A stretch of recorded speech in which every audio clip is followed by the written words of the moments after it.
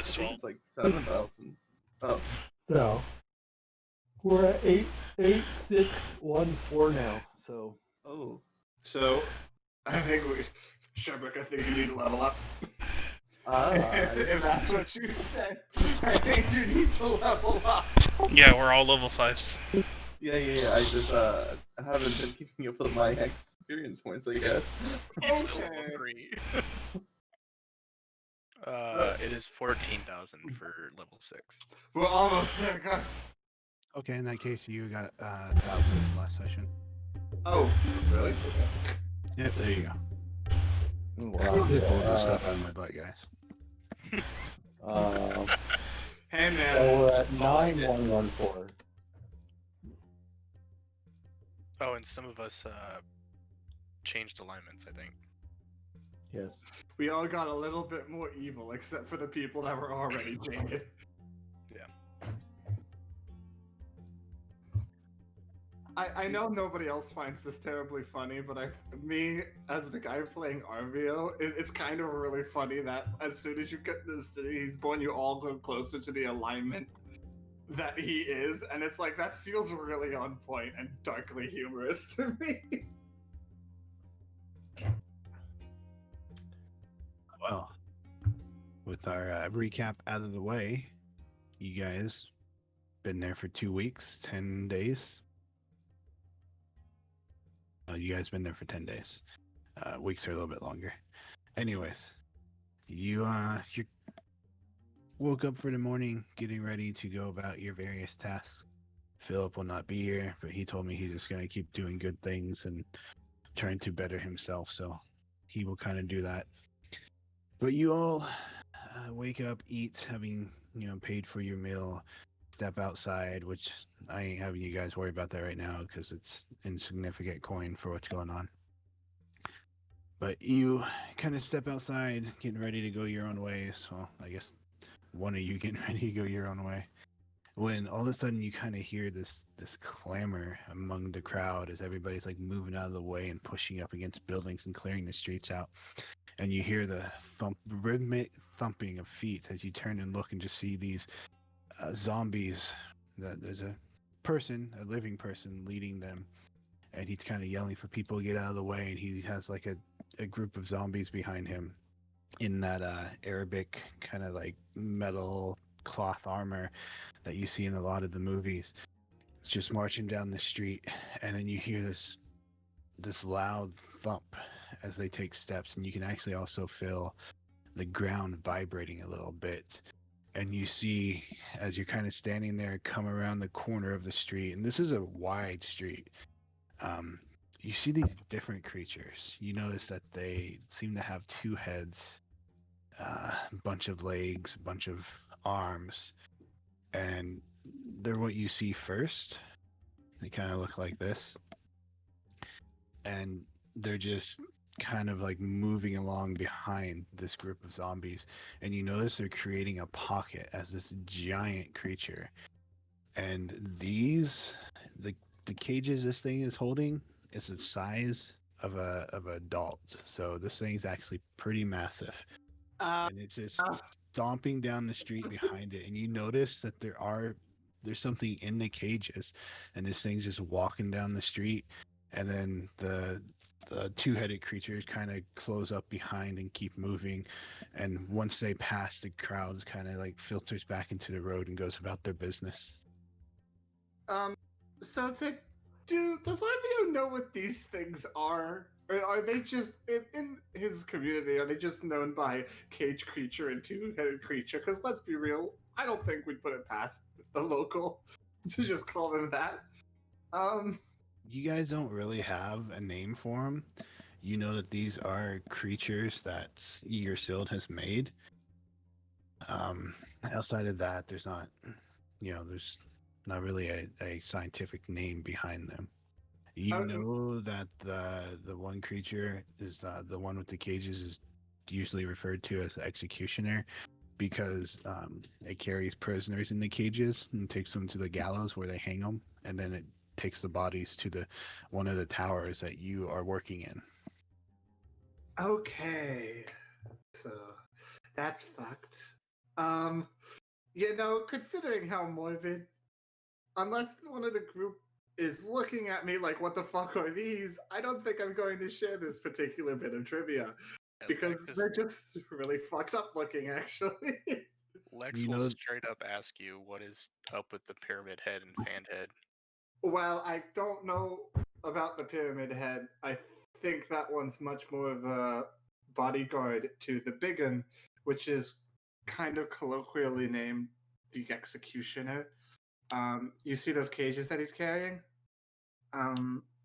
Those are used to transport prisoners to the gallows, where they are hanged and then taken to one of those big dark towers that you've seen around town and turned into, and I point at like the pyramid head creature. The cycle continues.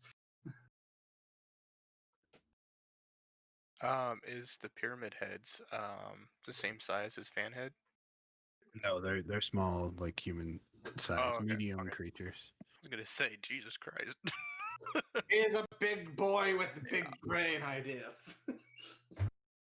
But yeah. So, as with most undead creatures, don't you fuck with them. So speaking of, well, with that out of the way, are you guys just going to go on with the rest of your day? As normal, I know you have been attending the gladiatorial ring and the church, respectively. Talking is hard. Same thing for you all today? Oh, seem to be making the best of it down there, and making some coin, some good coin. Yeah. I think I just need to work a couple more days at where I'm working. And we should have enough money to push off. So they raised your pay for cleaning shelves? Yes. Insight check. I'm going to lie. Okay, perception versus insight. Don't fuck me, don't fuck me, don't fuck me, don't fuck me, don't fuck me. Shit! Hang on, did I not press deception? One moment. Nope. Darn. Well, I mean, I rolled a 13 to begin with, so hey. Well, Everything is fine. Yeah. And you're looking at him. You can't see any telltale signs that he's lying. So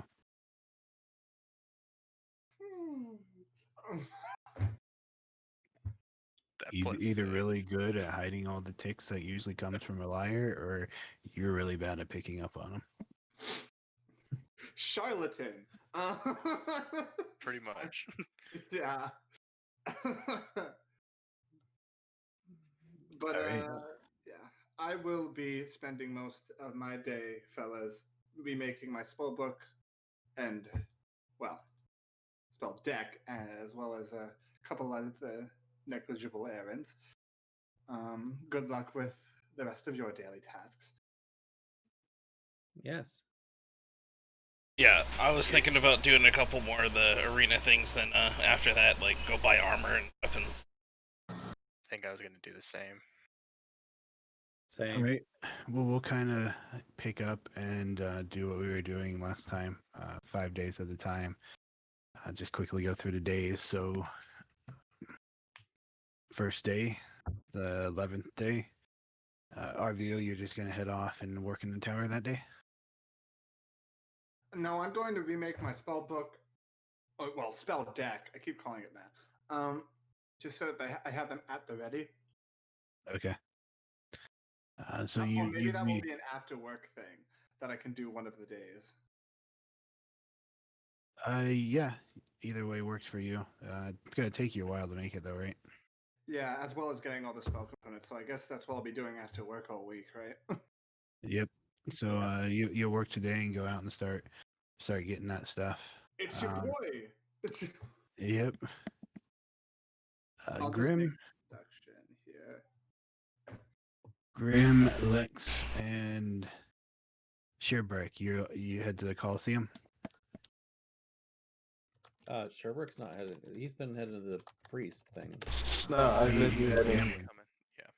Oh, he's been coming? Yeah, he's been I've been watching running us. down. Oh, that's right. I thought he went back to was heal. That's Philip's been healing, has it? Yes. Yeah. So you guys head there. Assume you just keep fighting people. It's the same thing as it has been. In You before kind I of die. enter in from one side, from the pit down below. You head out, and on the other side, there is a gate that gets closed and locked behind you. This is a fight to the death, so they only unlock it if you win. But opposite of you, you see people come out of a similar gate, except these people are more forcefully shoved through than you guys are. But go ahead. I think we were just doing D100s. Yeah, 2 of them. well, for the 5 rounds or whatever, we were doing 5d10s for the day. I think for the day we were doing last time we did 5 days, just rolled 5d10s. I think is what you did to speed up the day, but it's depending on how you want to run it. Or yeah, D100. Sorry. Well, it's basically you all came up with reasons to have advantage, so I'm giving you that in your Okay. roll, and then you need to roll for each time you're fighting. So Mhm. if you're fighting 5 times a day, then yeah, you need to roll 10.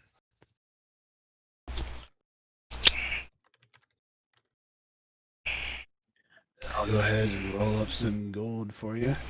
Well, it depends on if As we don't before, die. I'm just gonna. Well, as long as you don't get a 1, you don't die. If you get a 1, you'll start making death saving throws. So you came pretty close with that 9. An 8? Oh, that 8, yep. You were off on those. Right, you do pretty good. So the two of you are just hacking away at stuff. Both of you, I think, at this point are kind of just like zoning out and going into the moment. And then Billy using your powers that, like I told you in that last message, you know, you just have this smiling sensation in the back of your consciousness as you use those abilities. I keep feeling better and better about them too. How do you do a GM whisper in Roll20? That's a good question. Yo, you ever get that feel when your patron be like, yo, get some of that good dopamine? It's /W, the name of the person you're doing, and You might want to test You're it whispering. just in case. Yeah. /W, the name of the person, and then the message. Yep.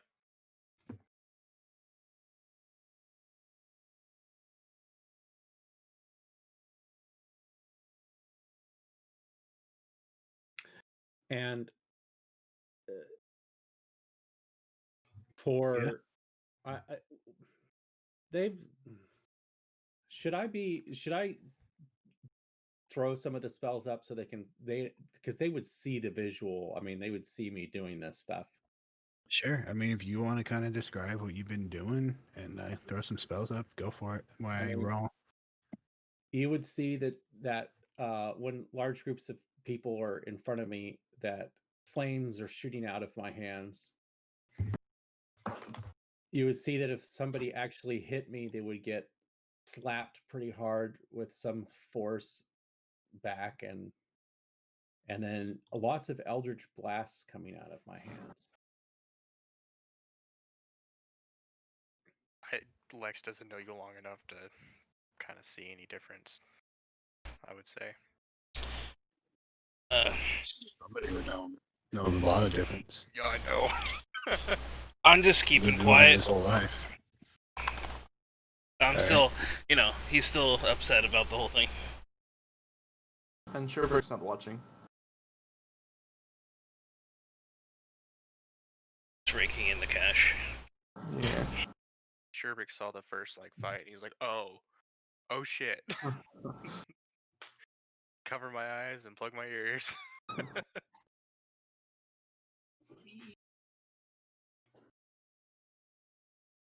He's typing something to somebody.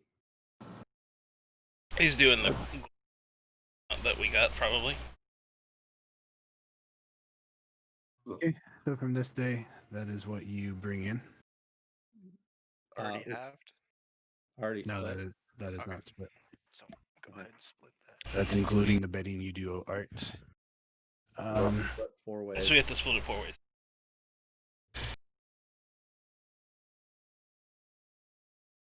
Just a sec. I got my calculator breaking out.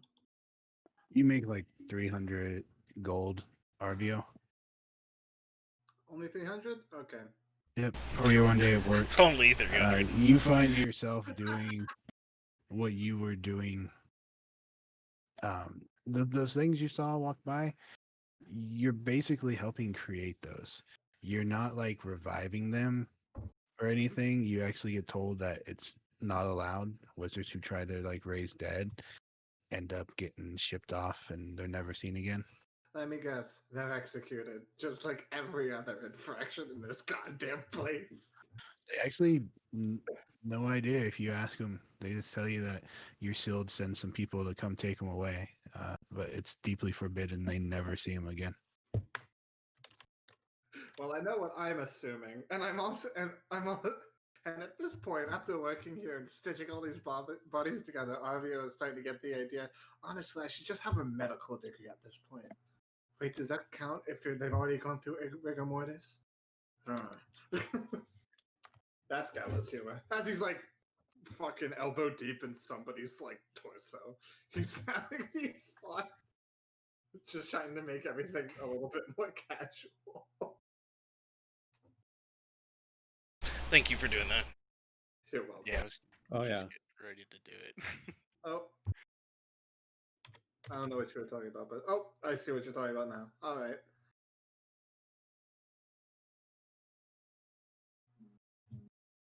Okay, so I'll go ahead and just give you guys your payment for the rest of the days. My cat tries to attack me.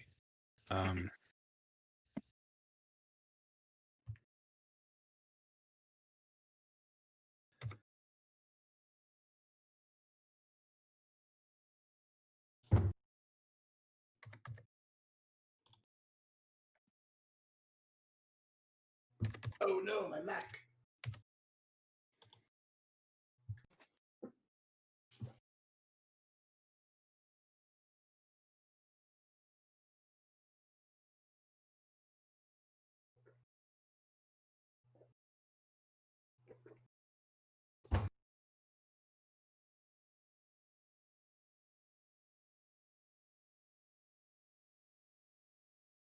Okay, so that's what you guys get from your fighting and your gambling over the next 5 days. We'll go ahead and go through and do the more detailed stuff. RVO, you're going to get an extra 835 gold.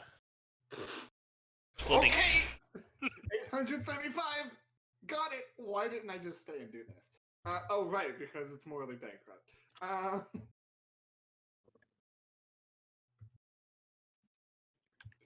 And I just realized that's not really a good reason for this character. The funny thing is we're holding this gold stuff in these big pouches and we're all naked. Yeah. I mean, you I get- have clothes. They're like our big signs of cojones, you know. It's like I don't even need to. you All the put money them in the world don't need clothes. Good thing public nudity isn't a crime. It would be fucking dead already. you attach them to the belt in front of you and just let them hang down, right? You have no idea. Exactly. How hard this will- Dude, I can't actually carry. I don't know if I could actually carry all the gold I have with 7 strength. Oh. So that is your first day as you come back, and Philip is there too, and he kind of very roughly in his, I think he learned to talk again at the end of 10 days last time. So he kind of very roughly tells you guys about how he was he went to the temple again, and this person came in for healing, and he's talked about how he came down with a curse from this ruined some kind of temple or something out in the middle of the desert. And as he kind of like eavesdropped a little bit, I don't know if that would be outside his character or not, and then asked a couple questions. He was told basically that there was a temple out in the middle of the desert, about a week, maybe 2 days or weeks travel, and supposedly inside of it is a very powerful relic that people have many times tried to get but never succeeded. And he kind of mentions this to you. Any word on what kind of relic, what it does? Might it help us in what we're trying to accomplish here? That he doesn't really know. Any other details? Or is it that just No, that? just that a lot of people have gone out, treasure hunters, relic hunters, and tried to get it. And rumor is it's just there's some kind of powerful relic inside this place. Nobody really knows if it's even there, if it's just a rumor. But a lot of people never come back when they go out there. Does seem I interesting agree. to investigate, though. What's that? Said it is interesting to investigate here a little bit later. If it's gonna help, Philip, yeah, I would say let's investigate it later. Sure, why not? Let's get all our gear all going and stuff. Yes. And all of our other matters taken care of before we leave, because frankly, I don't think all of you want to come back to my hometown anytime soon. I prefer, these executioners. I prefer that we not end up doing something that ends up with us in one of those cages. Kind of outside of character. Soltic, you said that stealing in this town is highly forbidden, right? Like it's basically an execution sentence if you get caught, right? So, out of character, basically, this town has normal laws to a degree. Like, slavery is legal, but you have to pay, paperwork and taxes and stuff. You can't just, do it however you want. Yeah. But don't steal, don't kill people, stuff like that. Normal laws you'd find anywhere else. Except, usually those places, like if you stole, they might chop off some fingers or something. This place is just go and hang you and turn your body into some undead creature. Yeah, so with that knowledge, I don't It think did. Blix would mind where the fucking gold's being displayed because he knows that if they fucking take it, they're gonna die. So, Yeah, either by us or by them. I feel like, There's it's either slavery or death. It's like, I feel like those are the two punishments. yeah, so I think this is probably the most lawful town that we've probably encountered so far. Not it lawful actually good, but yeah. Yeah, it's actually, you guys have not seen a lick of crime, even out when you came in through like the poor grottos, the slums. It's not like you saw a lot of shady people out there. People generally keep to themselves, keep their heads down, and move around. And basically, every street corner and scattered throughout all the streets, there's some kind of undead creature standing there keeping watch. So there's never a time that you can look around and not see a guard. There's always a guard somewhere. Okay, so are we gonna go after the 5 days that we just done? Right now it's day 2, so. Oh, okay, just making sure. Wait a minute. That's all the money we made after 2 days? No, 5 days. It's Okay. It was the 1 day, then the rest. Oh, okay. Never mind.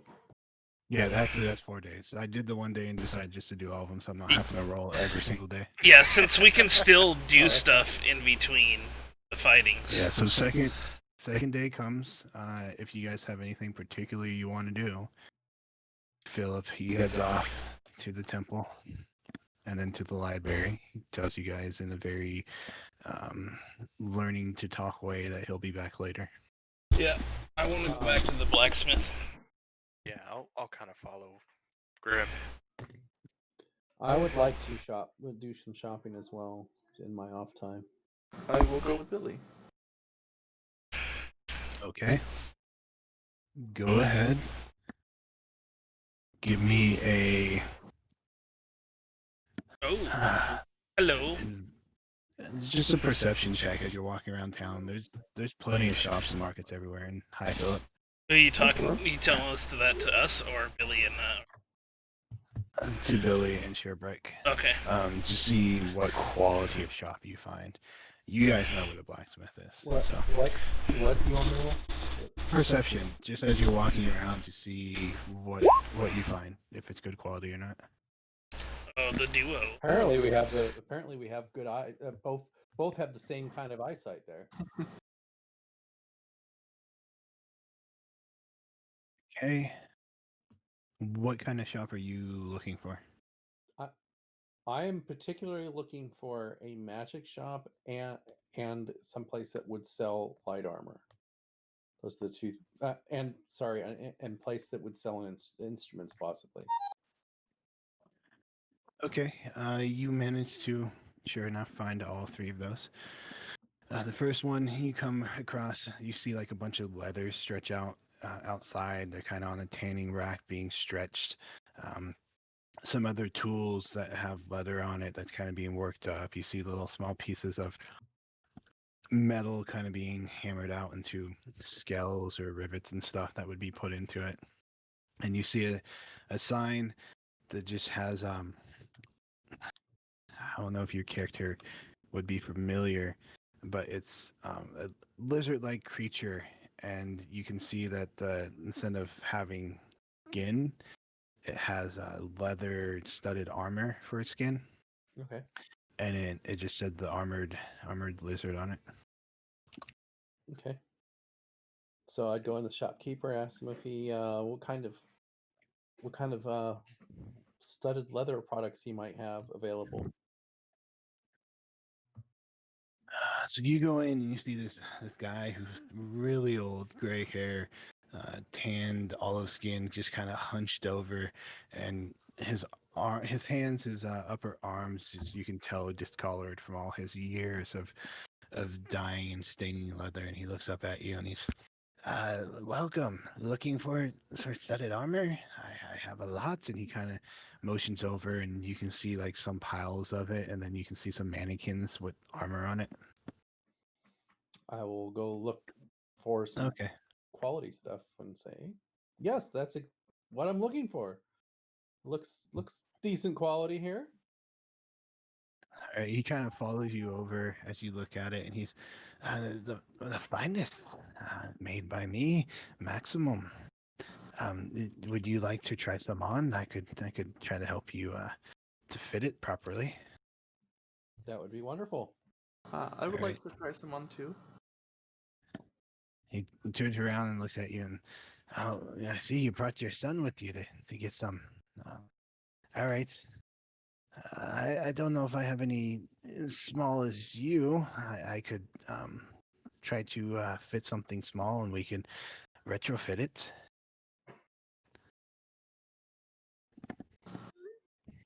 Yes. Sounds good. Yes. Yeah. So he kind of helps take some of the armor off, and he fits it onto you. Nothing that matches you exactly, but comes pretty close. I mean, as far as quality goes, it looks good to you. It statistically ain't gonna be any different from other studded armor, but sure enough, you can find some. Definitely has you're used to up in the northern holds. There's a lot of fur, a lot of darkness to it for like the cold weather and stuff. Here, it's very, I don't know, it's breathable, so you don't get hot in it, and it has a very desert-like motif to it. But definitely can find some for you. Sheer brick, he can't really find any for you. He finds like the closest that he can, but he offers to for extra 10 gold. He could make it fit you, but it's going to take a while, probably 3 or 4 days to get it down to your size. Do you happen to have any shields as well?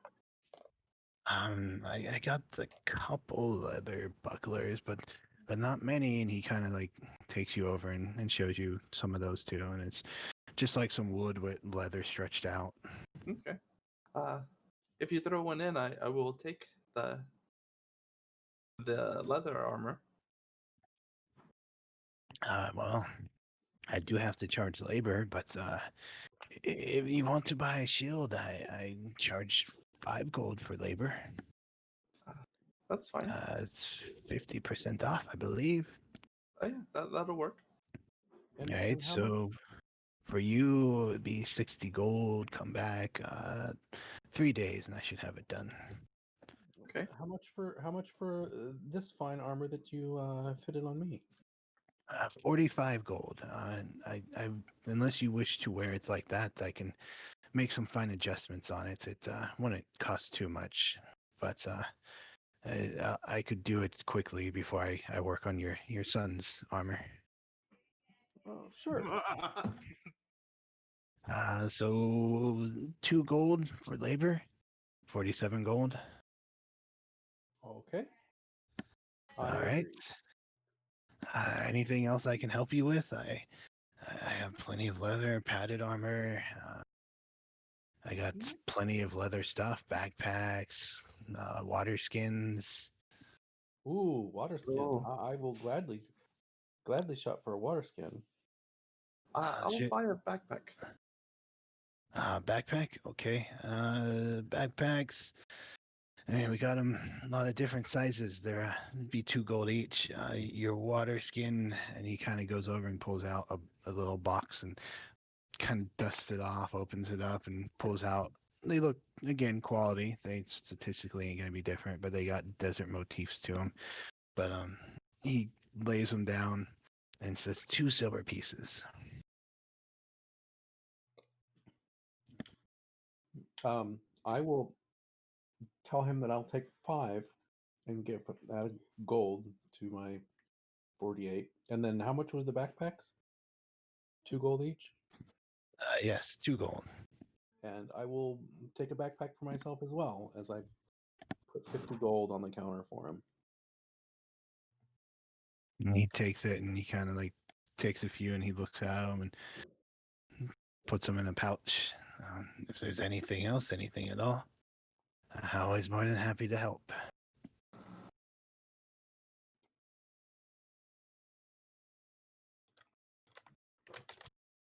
I think that's all for me. You sure, Mm, Brett? I'm good too, thank you. He nods and says, so if you want to come back, maybe tomorrow I'll have yours done. I'm sorry, what is your name? He's looking at you, Billy. I'm Billy John. Billy, yes, yours should be done tomorrow, and your son's, like I said, about 3 days. I'll be here. Thank you. Oh, I love it how nobody's correcting him. He just nods his head and he smiles as you guys walk out. Okay, so you looking for a magic shop next? Yes. All right, so you kind of travel a little bit more. You see a lot of people out selling a lot of weird trinkets and stuff. You maybe stop once in a while to look at them.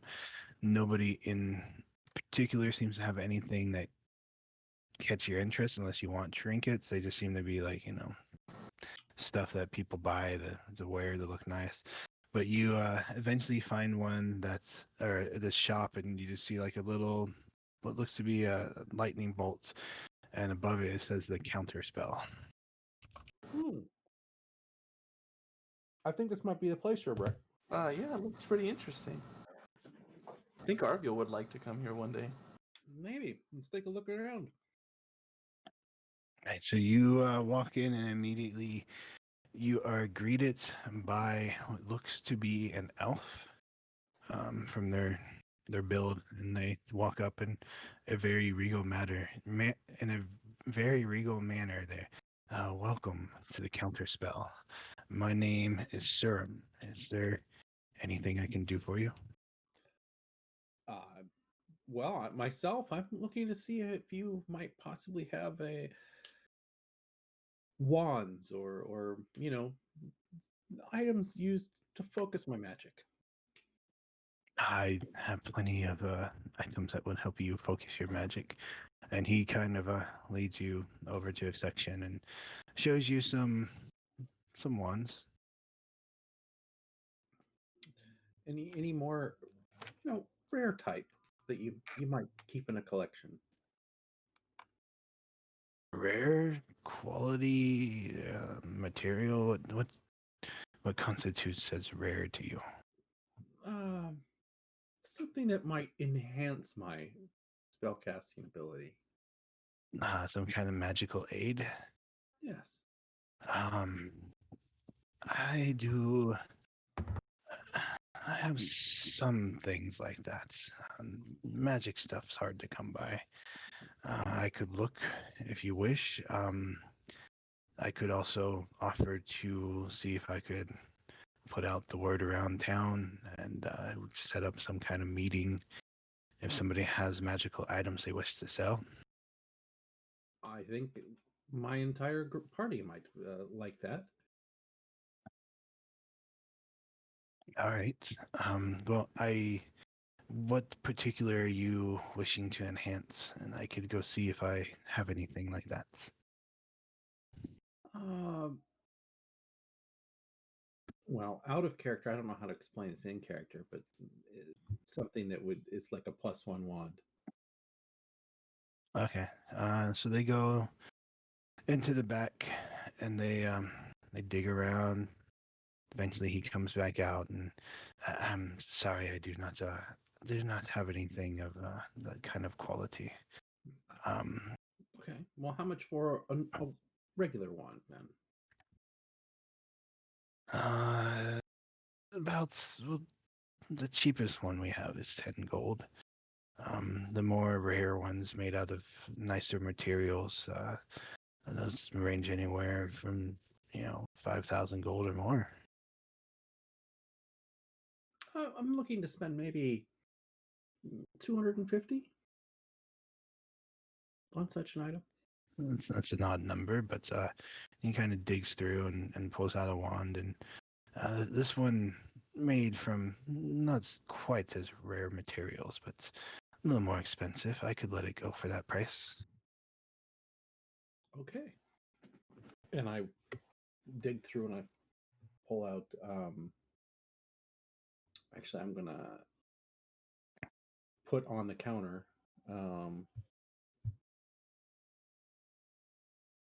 If I remember right, platinum is what is 10 gold each. No, I believe so. Yeah. Okay, so I'm gonna put 25 platinum on the counter. All right. You do take platinum here, correct? Yes, I do. He takes it and puts it away. So what kind of, you said your friends would be interested. Anything in particular they'd be looking for, or should I just ask if anybody seems to be in the market for selling magical items and see who shows up? I think that we have diverse group of people that would be interested in all manner of things: weapons, trinkets that provide magical properties. There might be some interest around. And he just nods his head and says, well, what is your time frame? I could get a few people here tomorrow, but if you wish to have a better chance, a week or more would do better. We will probably be here until the end to the end of the following week. All right. Well, I will go ahead and expect you to come in close to that time, and I will put out to my contacts and see what show up. Anything for you, Sherbrick? Do you have any diamonds? No, you would have to find a jeweler for that, I'm afraid. Is there one that you know nearby? Sure, there's plenty on the streets. Oh, Be careful though. Some tend to sell faux jewelry. okay. Is there one that you recommend, or any? I don't really peruse in that stuff. I could not make any recommendations. I'm sorry. Okay. Do you have a twig that was struck by lightning, sir? I might have some in my components section. He kind of takes you over, and you just see a bunch of like stuff for casting spells, and eventually he pulls out like this little box and opens it up and says, yes, here you go. And how much for this, sir?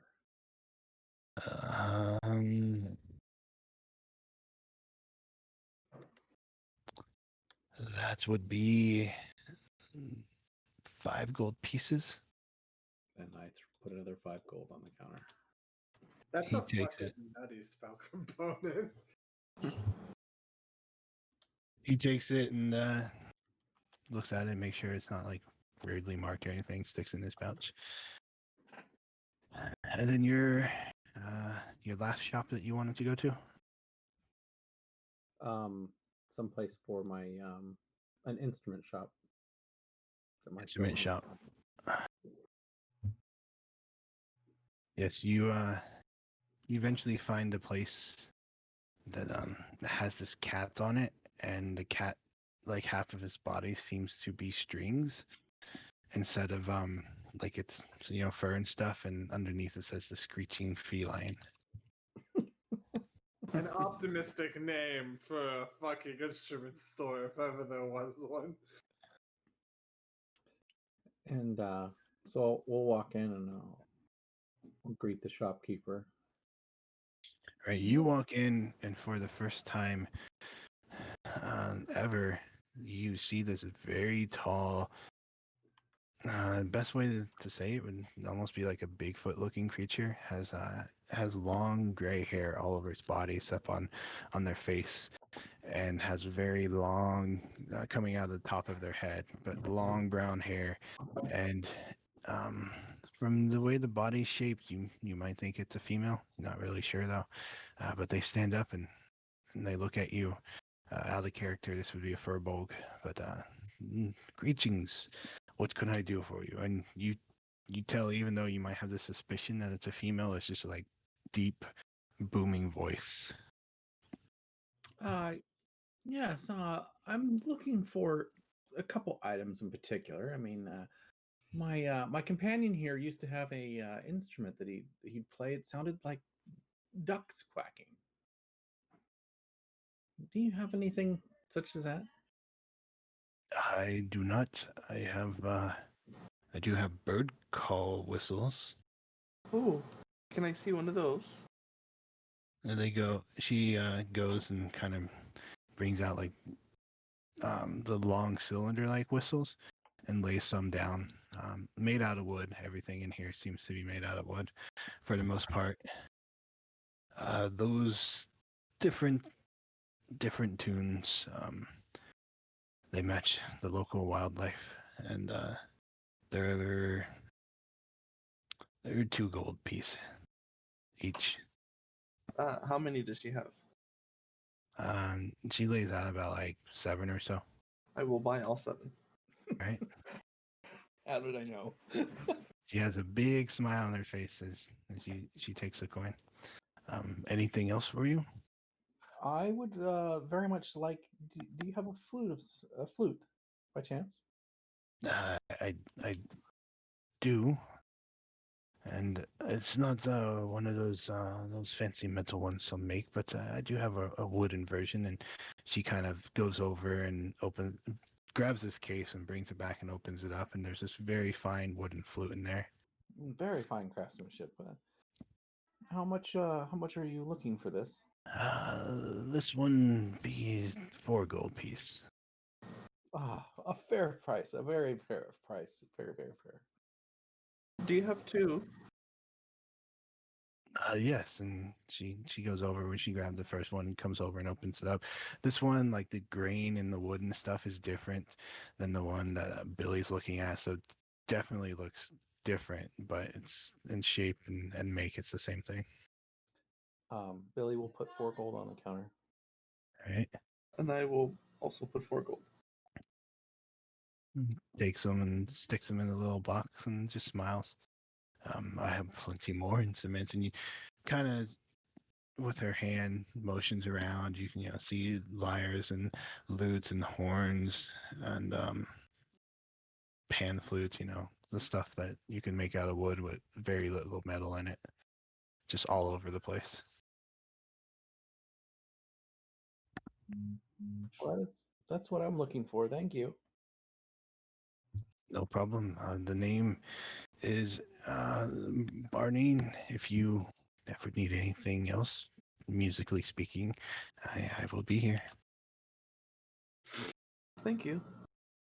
All right, so you two walk out and continue about your days. We'll go ahead.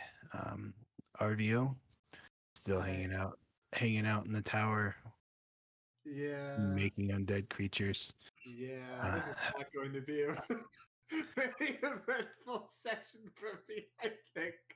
Unless I can find time. How long, Sotik, if you could answer me this, how long would it take me to get all the components for my spells and get everything charted out? I've already deducted the price out of everything. So the wizards, they know a lot of good places to go and shop for magical items and components and stuff, and they kind of tell you good shops to go to. So it's not too hard to find it. It's just doing it outside of work, and time and intensive process. It probably to make it would take you about 2 or 3 days, but over those 2 or 3 days, you can gather the stuff and start working on it.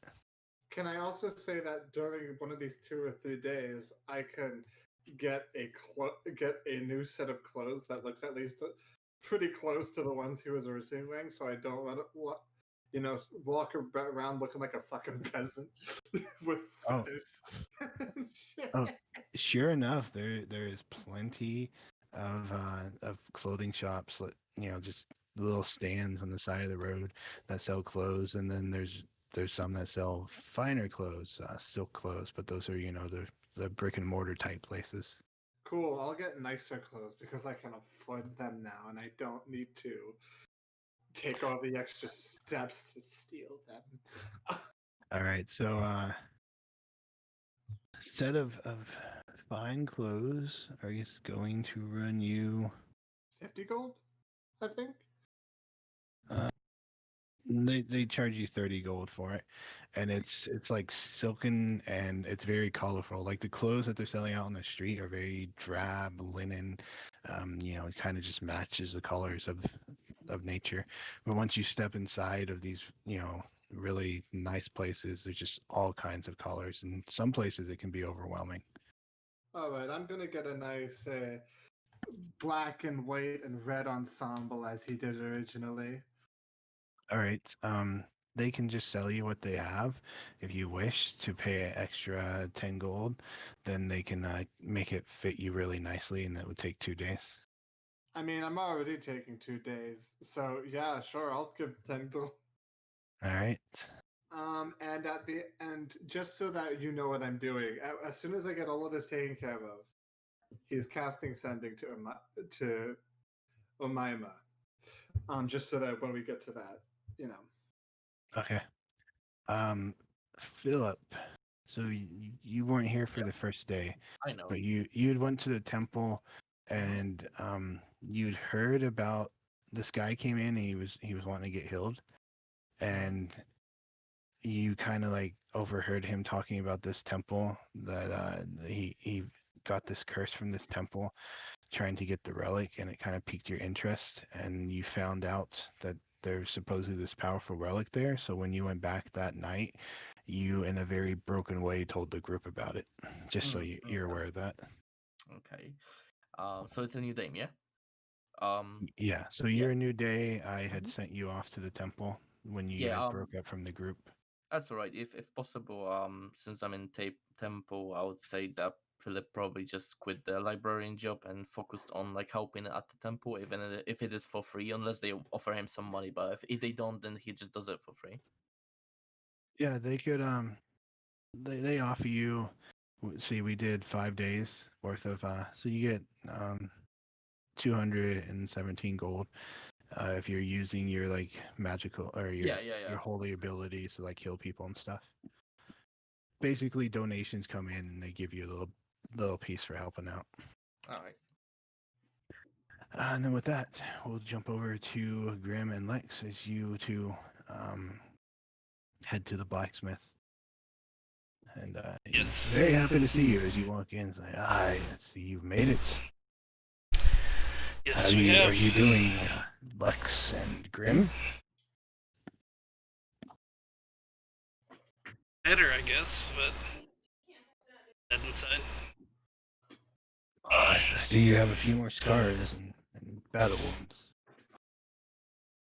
Yeah, we're actually here to basically tell you we're alright and to actually buy some things from you.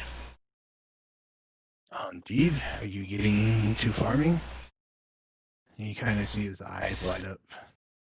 Sure.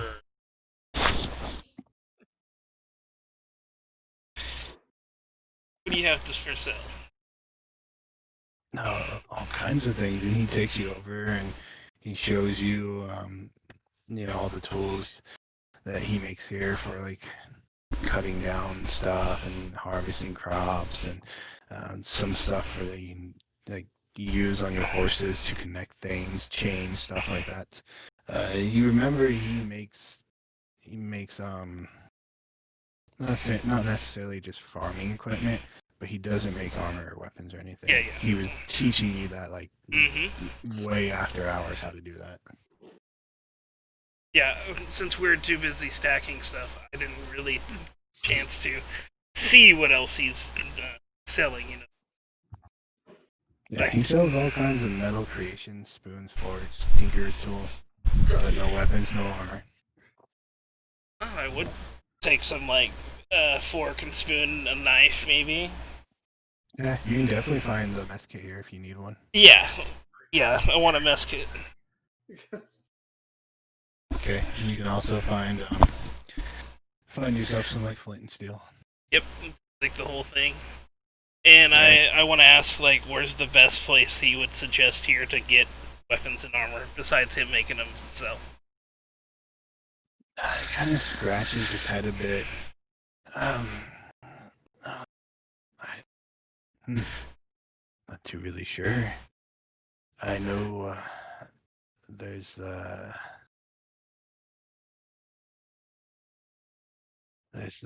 gnarled anvil. At least it used to be in business. Outskirts of town, ran by a dwarf, Dovar. But I haven't been out there for a while. Well, we can go check up on him if you want, since we need to get some weapons and some armor. I don't care what you do, but last I remember, he was the best armor smith and weaponsmith around. I don't know if he's still there.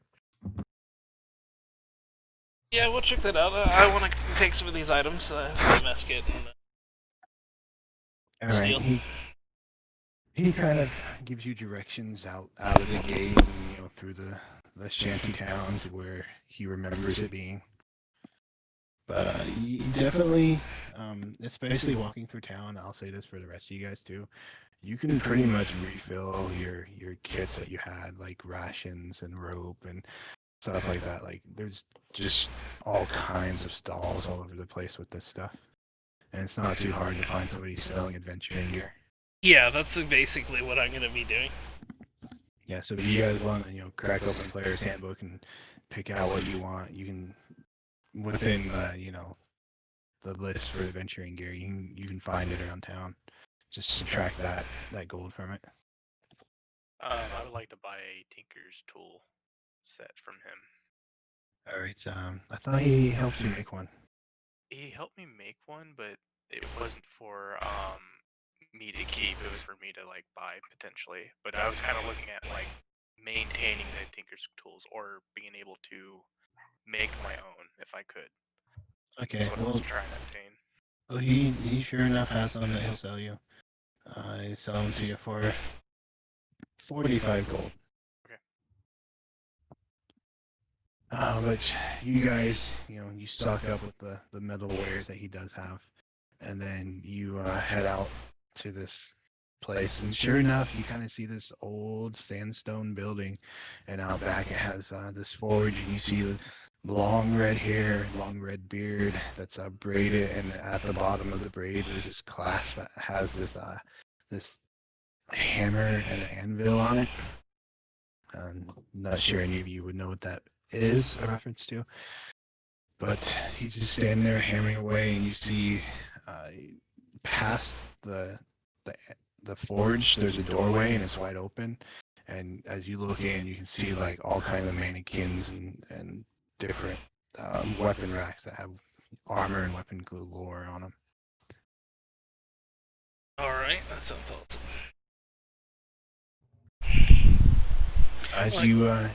as you approach, he kind of catches you on the side of his eye, and he takes what he's working on and sets it down, wipes his hand on his apron, and says, "Oh, welcome, Dovar Battlehammer. How can I help you?" Hello, I am Grim, and Lex here to, at least for me, to suit up with some armor and get some weapons. Plenty of those. And let's go inside. And he kind of motions on over with very gnarled hands, and you guys step inside. Well, what you see is what I have. He kind of looks at both of you. He says, I don't know about your metal friend here, but I should have a lot of stuff your size. Yeah, I'm the only one who needs armor. All right. Well, help yourself. What does he have? He has any type of armor that's made out of metal. He has chainmail, scale, breastplate, half plate, ringmail, chainmail, splint, plate armor. He got a bunch of metal shields sitting around. He has every type of weapon in here. Like, this guy just got racks and racks Okay. full of weapons. How much would the half plate cost? I know. The half plate. So he kind of walks over and gives it a little rap with his knuckles. This is 750 gold, and you notice that it does not have the look of this place. It has a more rugged, square look to it. That's I don't think you've ever seen it. It just doesn't look like everything else around us. Can I try it on?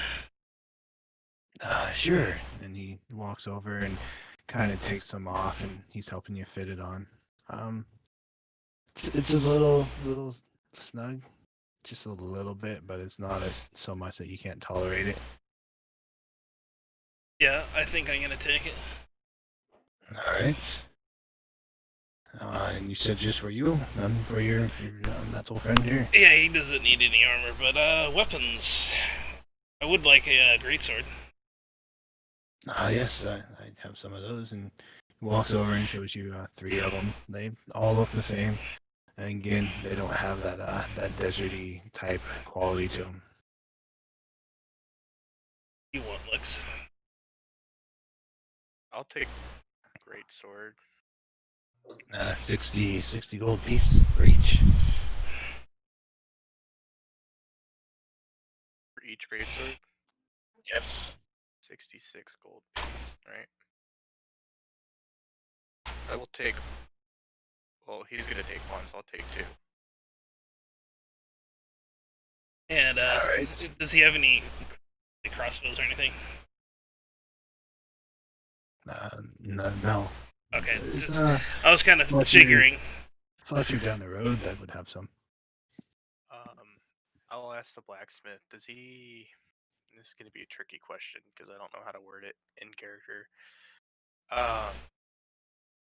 So at first I'm gonna say don't be alarmed, and then I'm gonna extract the spear from my hand and say, do you know anybody that can do modifications to this arm by any chance? Well, as you do it, he kind of like little I don't know, kind of like joys. He sees you do it, and he's like, that would be a very useful skill to have. And then you ask about the arm. He says, I could take a try at it. I've never worked on arms before, but I could try. I'm not sure anybody else in town has that expertise either. Okay, that's fine. How much are your long swords going for by any chance?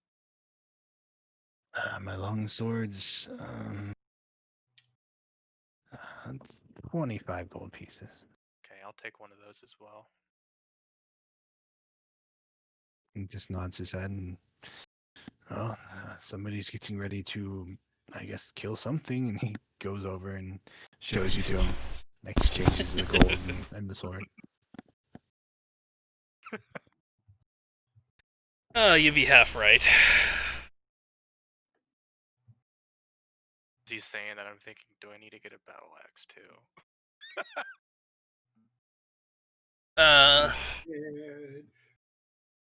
Any good daggers? Yeah, he has a lot of daggers. Tells you that he 4 gold pieces. Yeah, I'll take it. I'll take a dagger. Does he have what? Javelins. Javelins? Yes, he got full metal javelins. They're kind of thin, what you're used to, but he assures you that they will do the job just well for 8 silver pieces each one. How many does he have? He has like a barrel full of them. Yeah, he's loaded to the teeth. I'll take like you said 4 gold piece or 4 silver pieces. Yep. I'll take 10. All right. You know, an idea just popped into my head. By the end of this adventure, it would be fucking awesome if Lex just had a gun that shot swords. And we could just install it into him and just load that shit in like a blunderbuss. Shoot an arm cannon, you mean? No, just like we're adventurous, so we pick up a bunch of spare weapons and armor, we just shove it into his arm, and then he just shoots swords. We attach a bag of holding, so every time he thinks about a sword, it shoots out. I love this idea, and I will write it down. Well, I was thinking as a gigantic ballista with the javelins being able to shoot out from my fucking palm of my hand. This will also Get work. over here! It's just sort of a crapshoot. It's like, which weapon am I throwing? Could be a dagger, could be a maul, could be a spear, could be something, I don't know, fucking effective. Who knows? Well, I'm basically done here, besides if he has the shield as well. Yeah, he got the shield. I'll take a shield too. Let's see, how much do those cost? He has nice big metal ones. Sell them to you for 20 gold pieces. Alright.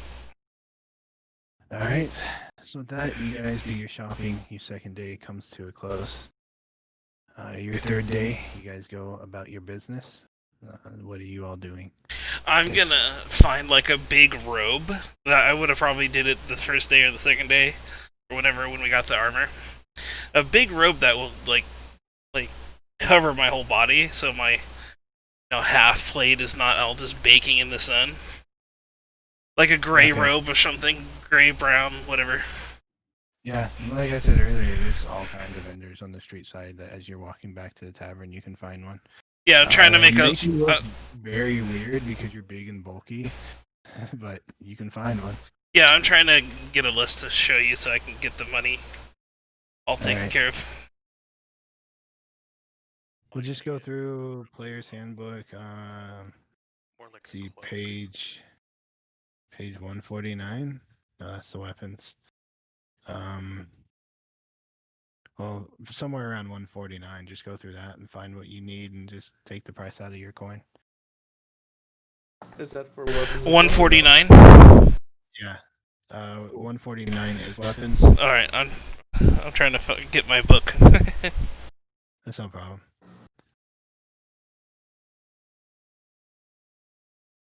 So you guys just do some more shopping?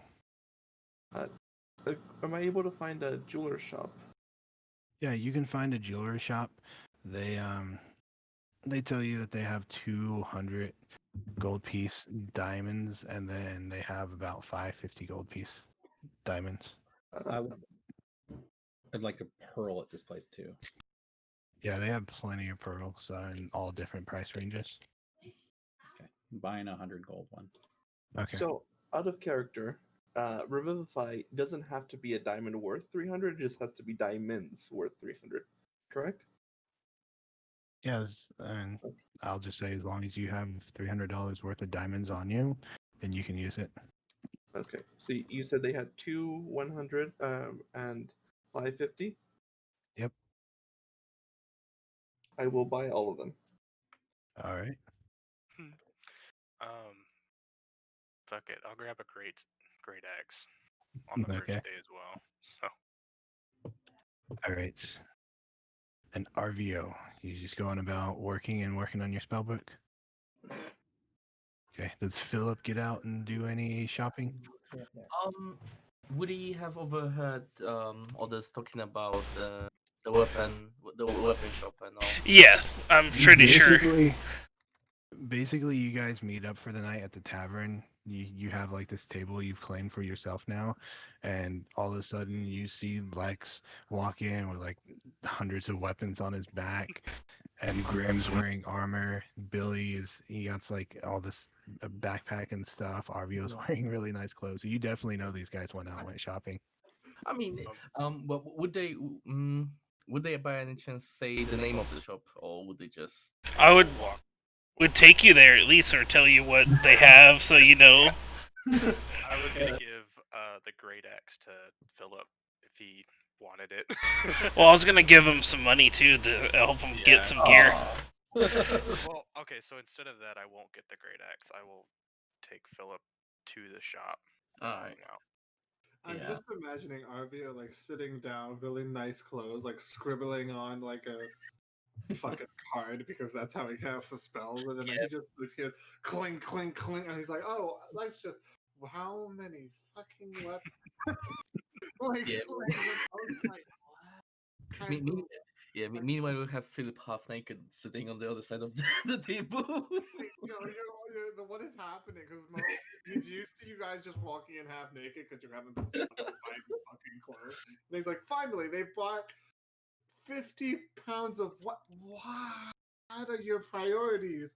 Are you sunburned yet? Well, I don't think fucking Lex isn't sunburned, is he? But like, fucking buy clothes. Fuck's sake, you're gonna get skin cancer. So, honest to God, Lex would do this too. Seeing how he deems art as strong as shit. He will go up to him and say, "I got you this," and he's gonna pull out one of the great swords and say, "Here." I don't think I could use this. Nonsense. Do you have a smaller one? Got this one, a long sword. No, thank you. I'll You go find sure? some. Yeah, I'll go find some. Thank you. I have this, and then I'll show him my sling that I bought last session. He'll just nod and be like, "Well, if you ever need a sword, I got this great sword for you." Arvio, if we're gonna spar, I'm gonna get you stronger. Fuck off. I have a card for this. And he like scribbles one and it just shows you a card. This is the fuck you tarot. It's actually a middle finger. Its fortune means fuck off. With that shit.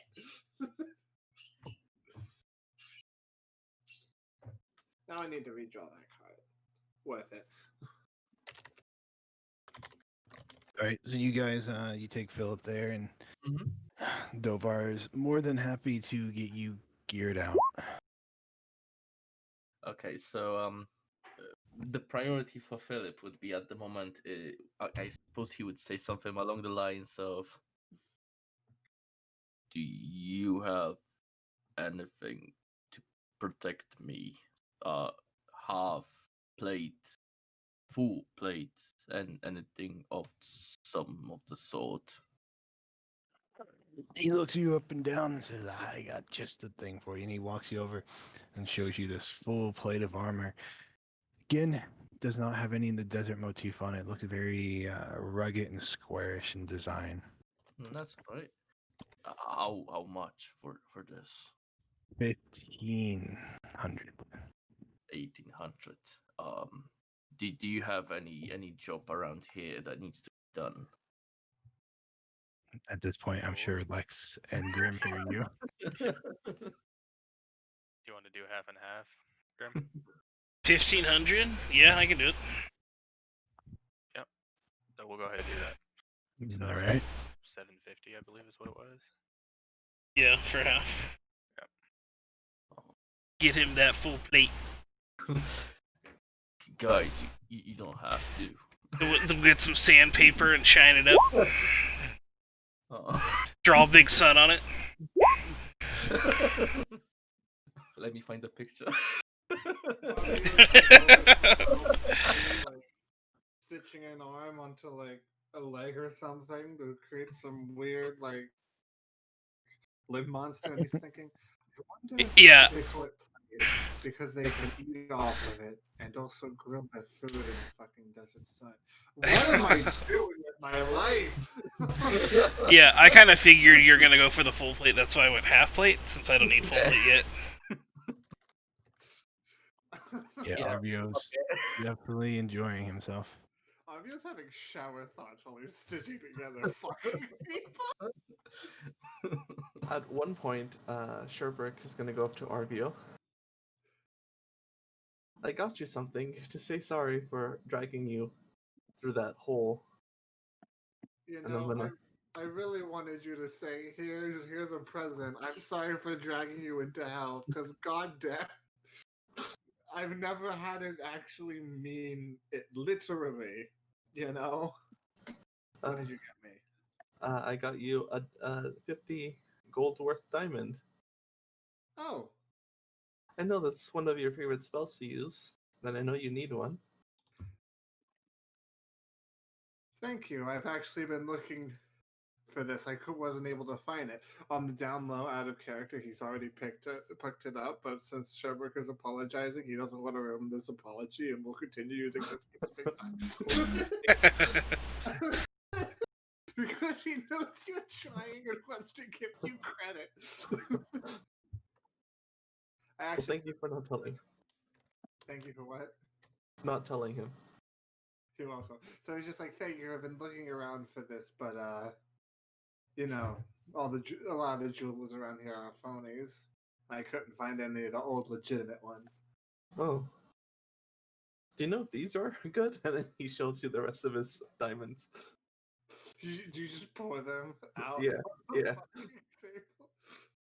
He's just kind of like, are all of these worth 50 gold?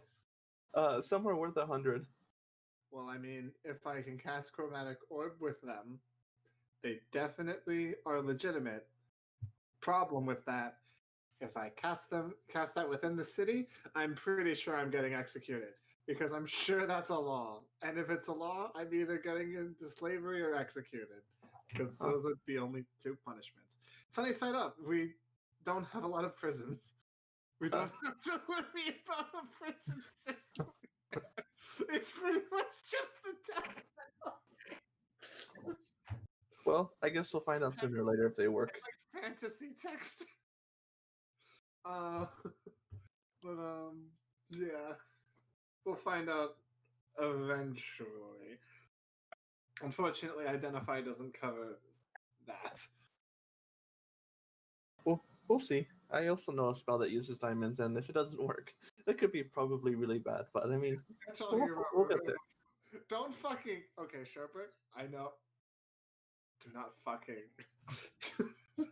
Do not take chances with that fucking spell. Okay, well, we can try them out. Fucking sure that works. Otherwise, I will revivify myself via rage alone and kick your ass with undead strength. Well, we'll see then. So, Philip, Yep. you're able to find any weapon you want. Hmm. So, if you want to pick one out, I can tell you the price. I'll just go for good old Great Axe. All right, you great axe. That'd be Yep. 45 gold pieces. That's fine. I can pay that. I can afford it. Okay. Okay, and on top of that, just the adventurous kit as well. So how much would that be, just to get all the basics? The Explorer's pack. Yeah. Explorers. It's pack. 10 gold. 10 gold. Okay, Yeah. so I'm looking at it right here. yeah, so those two, and that will be it for me when it comes to shopping. All right. There you managed to find all that stuff. You guys kind of just have another semi-day of shopping, except for RVO, who goes back to work. Would I be able to find a bag of holding, or are we waiting for what Billy set up for that? Because I know it's a. Yeah, Billy would relate, by the way, to all of you guys after they came back from the magic shop that he set up a meeting for the following week for magical items. So so we can save up our money and see if we can buy something that would help us in the future. Well, good thinking there. It's the only thing that you. Good thing so far, Billy. In Grimm's eyes. There was a sentence there. I got pretty fucking mad. I get it. Oh, I get it. He's.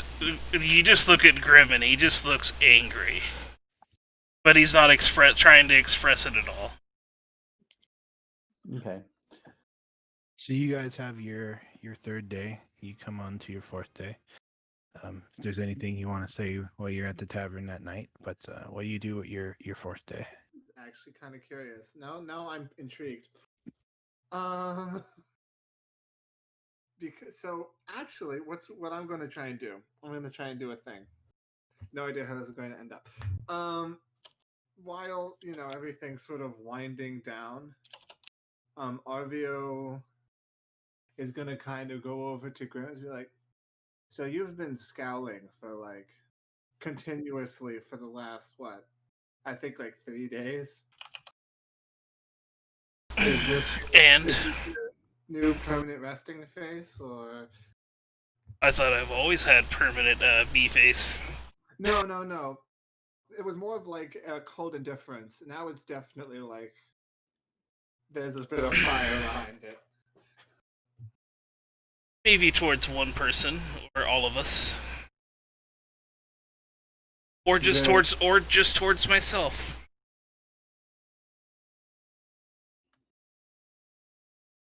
I mean, I don't need to guess it's because of the fucking hell thing, but I mean, trust me, if there's anybody here that gets your fucking frustration, I get it. Well, I was gonna say, if you're gonna do an inside check, I can tell you more. If you, Oh, you want? because I'm gonna try to not give you any info at all. Oh, And do his deception. fucking A. That's that. You know what? I'm not gonna use it. Wow. Well, okay, so that is funny. Well, you would see his eyes. He would look a little scared, but his face is telling a different story. What story is that? I look angry, but his eyes they look like dull and saddened and not, he looks more upset in the eyes than he does like with his face if you're paying that much attention. So the idea is that he looks angry, but if you look closer, he's just sad. Yeah. Okay. Yes. That's interesting. And you're really the only one who's came up to even ask that question that deeply. Yeah, it's like actually now that I'm looking a little bit closer, not anger, sadness, Disappointment. and Billy, I suppose. I don't say anything.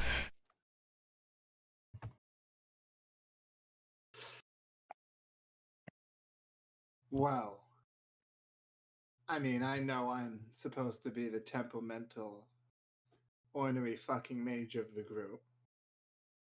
And I could play that role right now and completely throw him under the bus. It'd actually be really easy. I really want to do that right now. But How loud? Like, where are we? How loud are we doing this to everybody? Are we in front of everybody? this would be the way I was trying to do this is where everything is winding down while everybody's going to bed. This is me kind of having a quiet conversation. With Okay. Yeah, because I would have my own room at least. Are you guys in your own room, or are you saying this out in the tavern area? Probably towards where we're heading to bed, probably, so everyone else is in their quarters. Funny thing is Lex does not sleep, and he does not take up a room. So So yeah. We're he's not probably hearing this. far. We moved over to the bar from the Well, it depends on how far away you are, I guess. Yeah, because I think RV would have. I just want to make you guys well aware that he's down there. Well, I guess make a deception check then, see if he can hear us. Right, Sudik? Perception?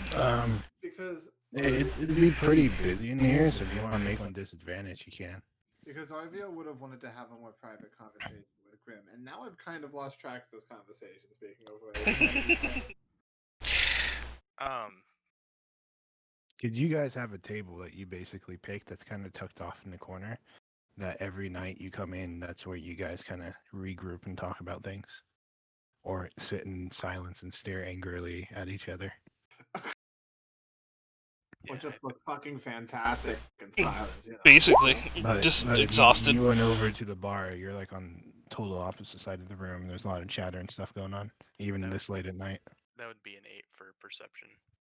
Yeah, I would say you wouldn't be able to hear him at all. You hear this lovely story from the table coming next to you about this guy who found this nasty growth on the inside of his thigh, and that this greenish liquid started oozing out of it. It says about the size of a cactus fruit. I get out and I start walking around the town. Yeah, you're like, I want to fucking leave these. Yeah, you just see Lex get up and walk out the door. Fucking nope.avi. But yeah, you two continue your conversations. Wait, what was I? Fuck. You solve the sadness in the eyes, you know, the illusion of me being angry. So how about I ask you this? What were you expecting adventuring to be like? It's like, not this. I wanted to do good in the world, and we're clearly not doing that. That's fair. I mean, I don't need to tell you that the real world's kind of a kick in the fucking ball. I mean, look at where I grew up. I've been dragged here all because of him. Yeah, same. I didn't want to come back here until I was able to get my son and Omaima out of here, and now I'll be honest with you, man, I'm not at the library. I'm in one of those goddamn towers. I'm basically stitching people up to become one of those fucking things in the street. It's not what I want to do. It's what I need to do to get out of here. You just see me just raise an eyebrow, and that's it, because it's like, then I'll say, it's like, well, I haven't been doing any better. And I don't like myself for it.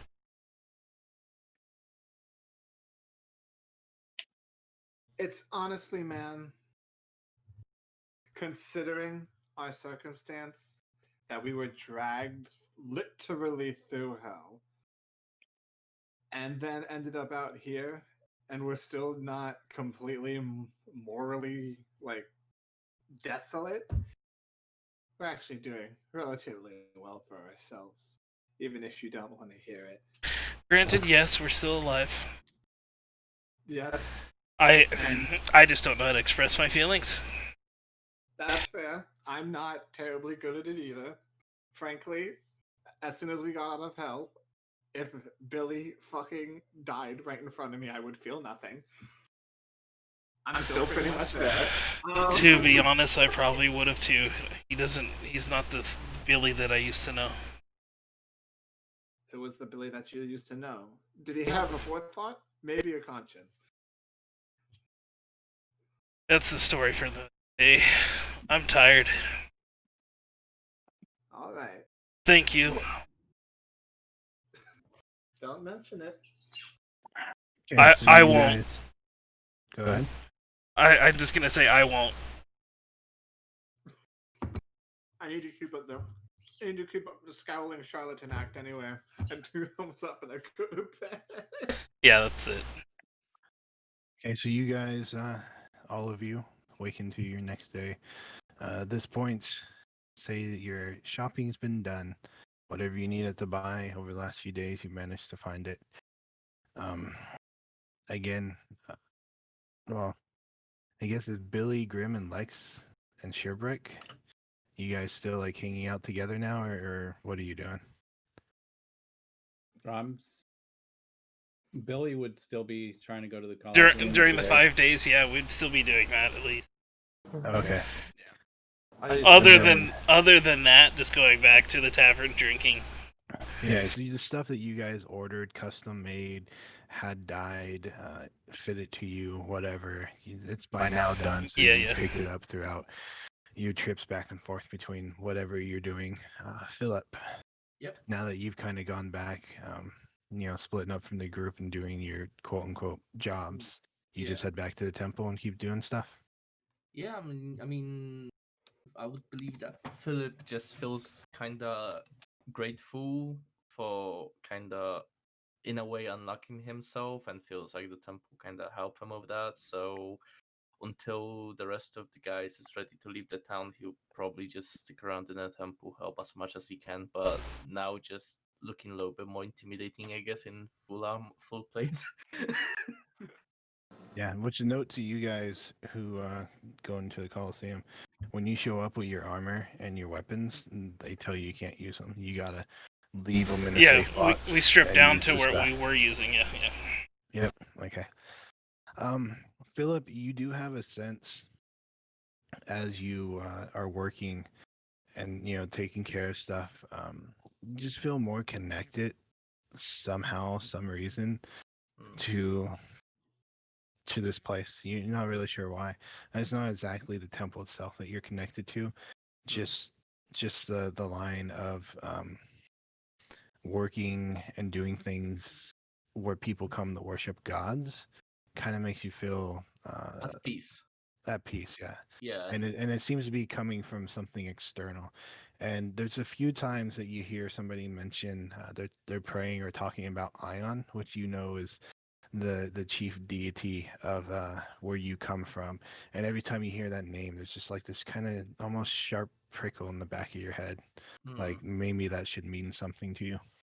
Yeah. Also, I feel like it's kind of nice. Look back to like pretty much the very first thing that Philip ever did in this campaign was when the first NPC got shot. He, instead of attacking, he just went to heal him. So I feel like he's just coming back to his roots, healing people and kind of making sure that they're safe wherever they are. Yeah, it definitely feels like this is home for you, and this is something you should be doing. Not necessarily staying in a temple and healing, but using those powers to help people. Your god whispers into your ear, you should be mopping the floor. Go back to the library and earn minimum wage. Brush the grout, you sinner. Stay where you belong. Speaking of whispering in ears, what is this message you sent?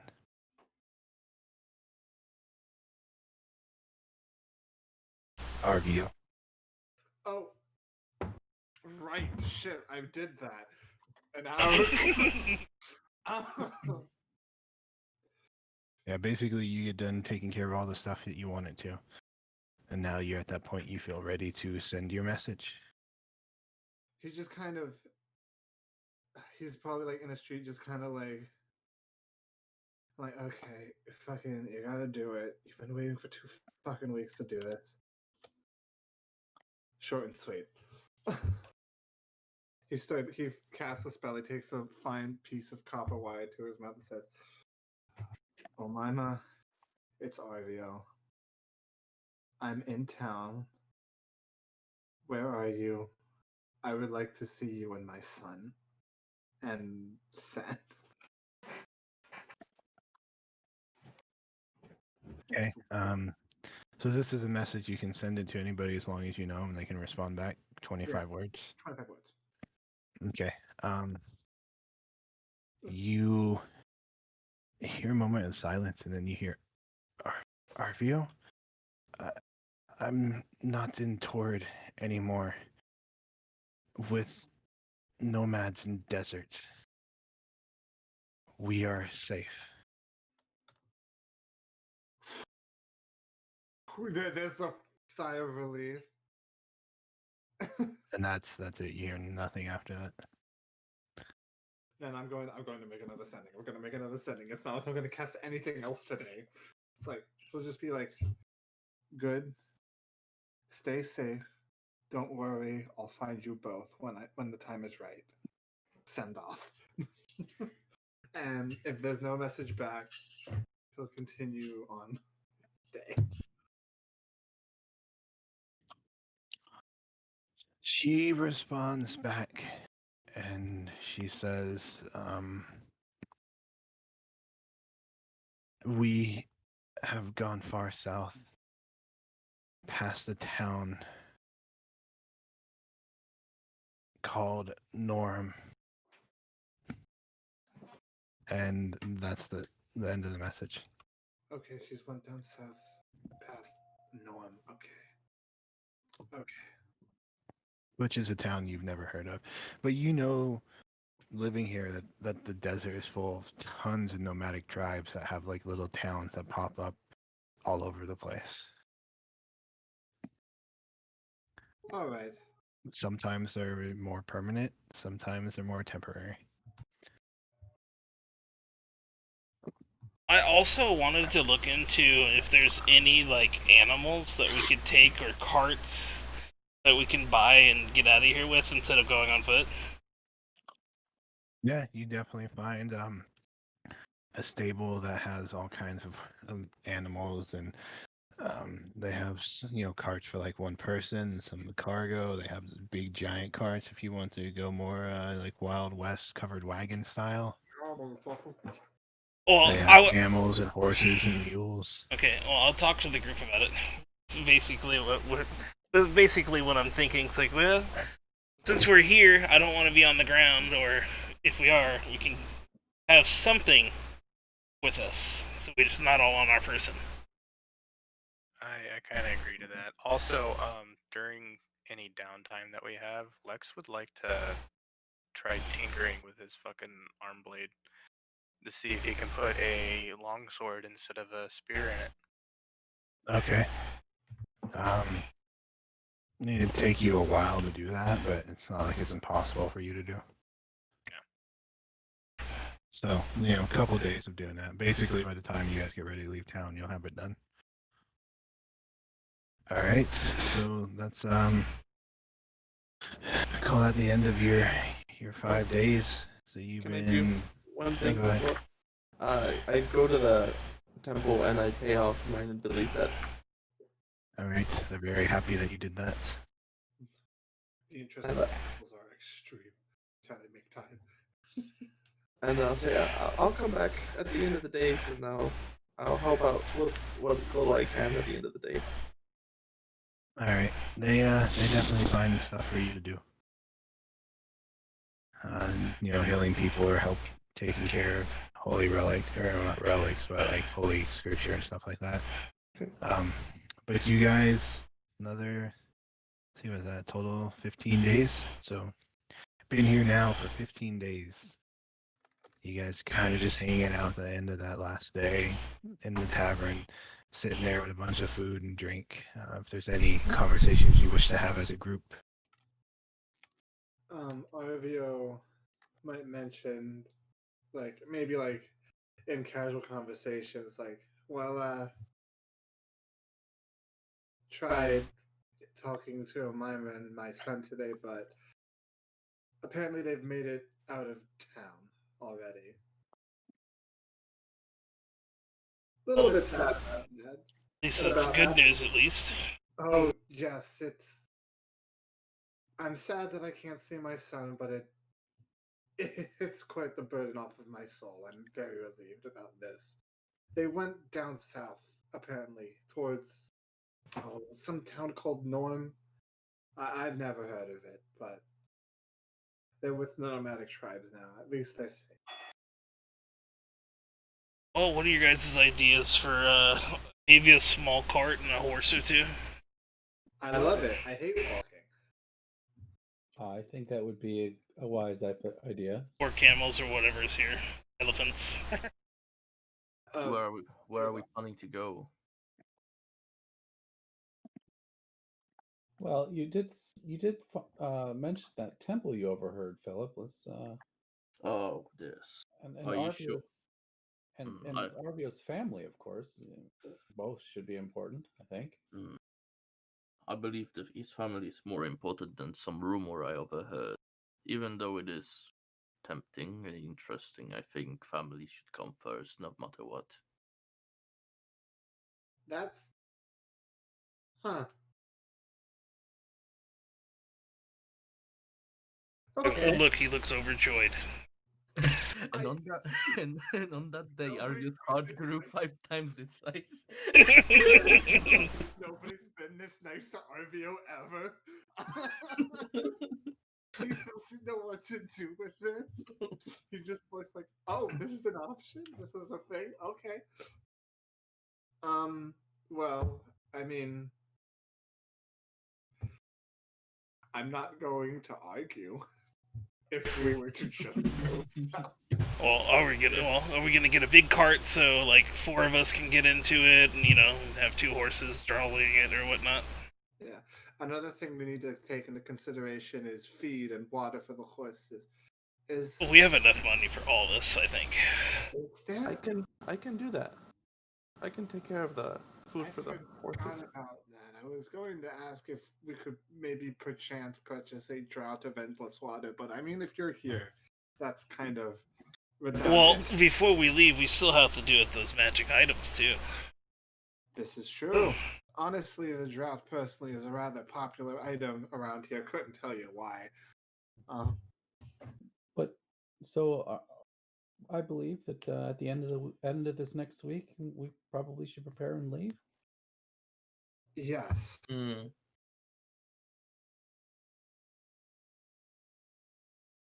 I don't. Frankly, I'll probably just be hanging around. I've kind of grown bored of the library, and I've kind of gotten all that I need.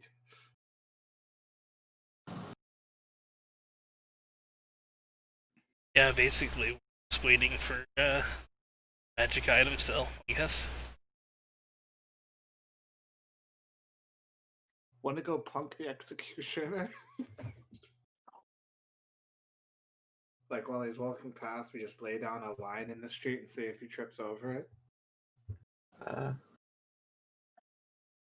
Wouldn't that You get can us go. in trouble? You can go do that yourself, and we won't know you. You guys don't want to mess around with a 25 foot tall creature? I'll mess around while I'm disguised as somebody else. Probably someone I don't like. So, Billy? I'm not messing with it. Don't tempt me. Don't tempt me. Or don't give Arvio that idea. Alright. Well, if you guys want, we can go ahead and just fast forward to the magic trade. I just thought of an idea. I don't know if this would Oh. work. Is there any way that I could affix one of the great swords with this chain that's 10 foot long? You want to fucking Kratos this? Thinking about it, yeah. Yeah, that's pretty fucking sick. You can like go back to the blacksmith that you were working with, the Tigrim dwarf fellow, Mhm. and he'll kind of help you do that. Yeah. Cool. I would like to have one of the great swords have a 10-foot chain. Like attached to it. chain of returning. Pretty much. Some way of me throwing this fucking thing. All right. You're unable to attach it to yourself because you're trying to attach it like inside your arm. I'm just gonna have it loose. Okay. I'll just hold on to it. Well, he can make like a little wrist like thing, like a shackle that he can attach it to and put on your wrist. So you can have it attached that way, but he can't really like attach it to you or inside your arm. No, that would probably be something Lex will have to personally do if it was ever possible to do that. So yeah, let's get a manacle or something that I can attach to my arm. Yeah, he can help you do that. So You're about to see him fucking swing this chain with the giant sword. and he makes it so you can it's not like it permanently locked. You can open up and take it off. Cool. If you ever need to. Billy would continue going to these matches for the rest of the time we're here. Okay. Sherbrooke won't go.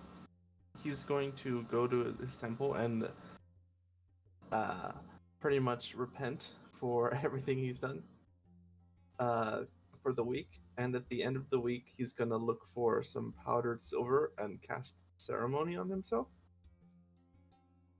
All right. When you go back to the temple and you're kind of like repenting for the stuff you've done, trying to atone, you notice as you walk in, you see just a black feather sitting on one of the pews, the concrete stone pews, and catches your eye. Nobody else really seems to notice it. And you walk up towards it, and you go to pick it up, and it just kind of deteriorates in the dust, and there's this pile of ash sitting there. That's not a good sign. And you've not really had like any visions or any kind of touch or anything recently from your pretty lady.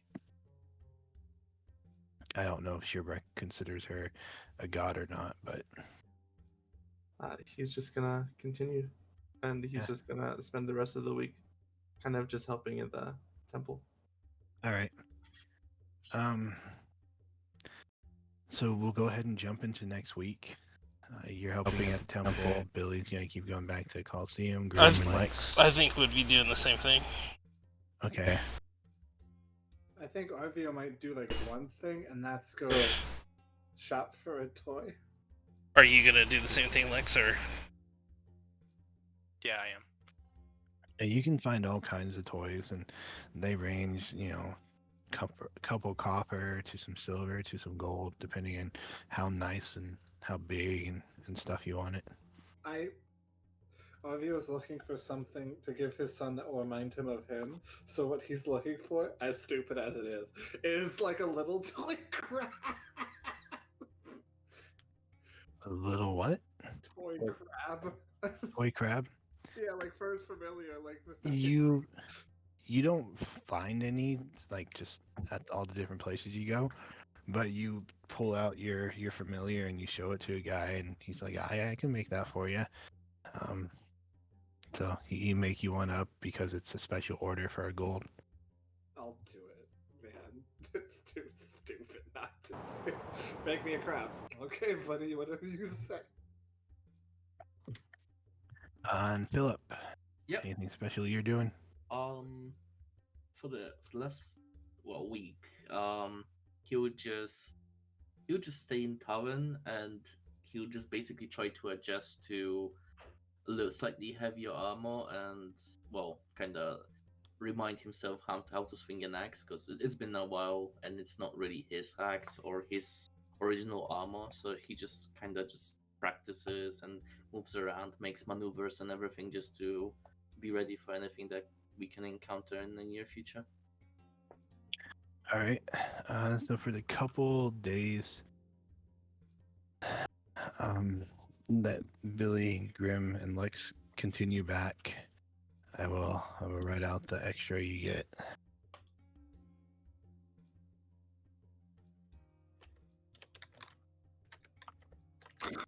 Art doing the betting still. No, No, I'm he's- trying to okay. atone.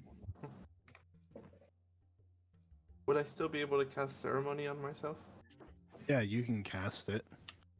Cool. Nothing's stopping your spells from working. You just noticed that feather that was sitting there, and you went to pick it up, and it just turned into ash. I'm gonna try to change my alignment back. That was really close, Billy. Ugh. Not today, I guess. Yes, it was. Ooh. Okay. What was it? R/R. And before I die once.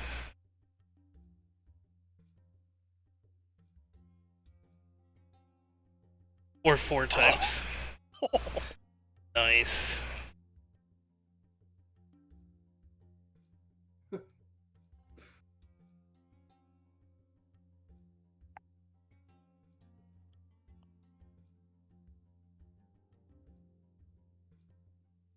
All right, so you're doing the atonement.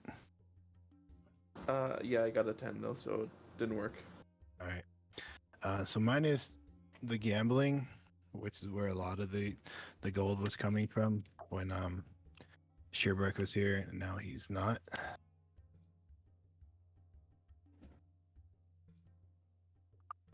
That is what you guys come away with. And again, this is only a couple days minus the gambling. Yeah. I'll split in thirds now. Yep, I'm on it.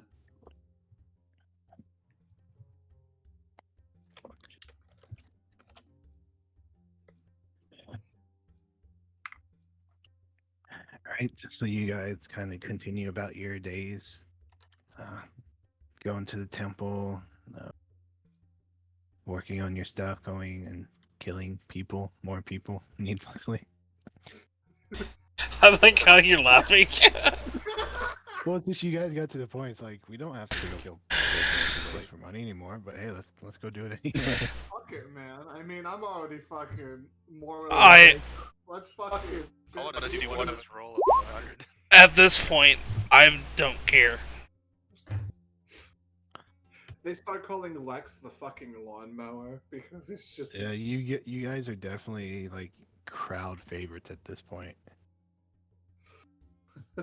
Thank you for doing the conversion again. Not a problem. But, And by the way, while I am doing this last week, I am also trying to like really. What you've been saying in my I feel the smiling in the back of my mind. I'm actually starting to enjoy this a lot. I'm trying to make it more than just fighting for money and make it more of a performance. Sounds like you.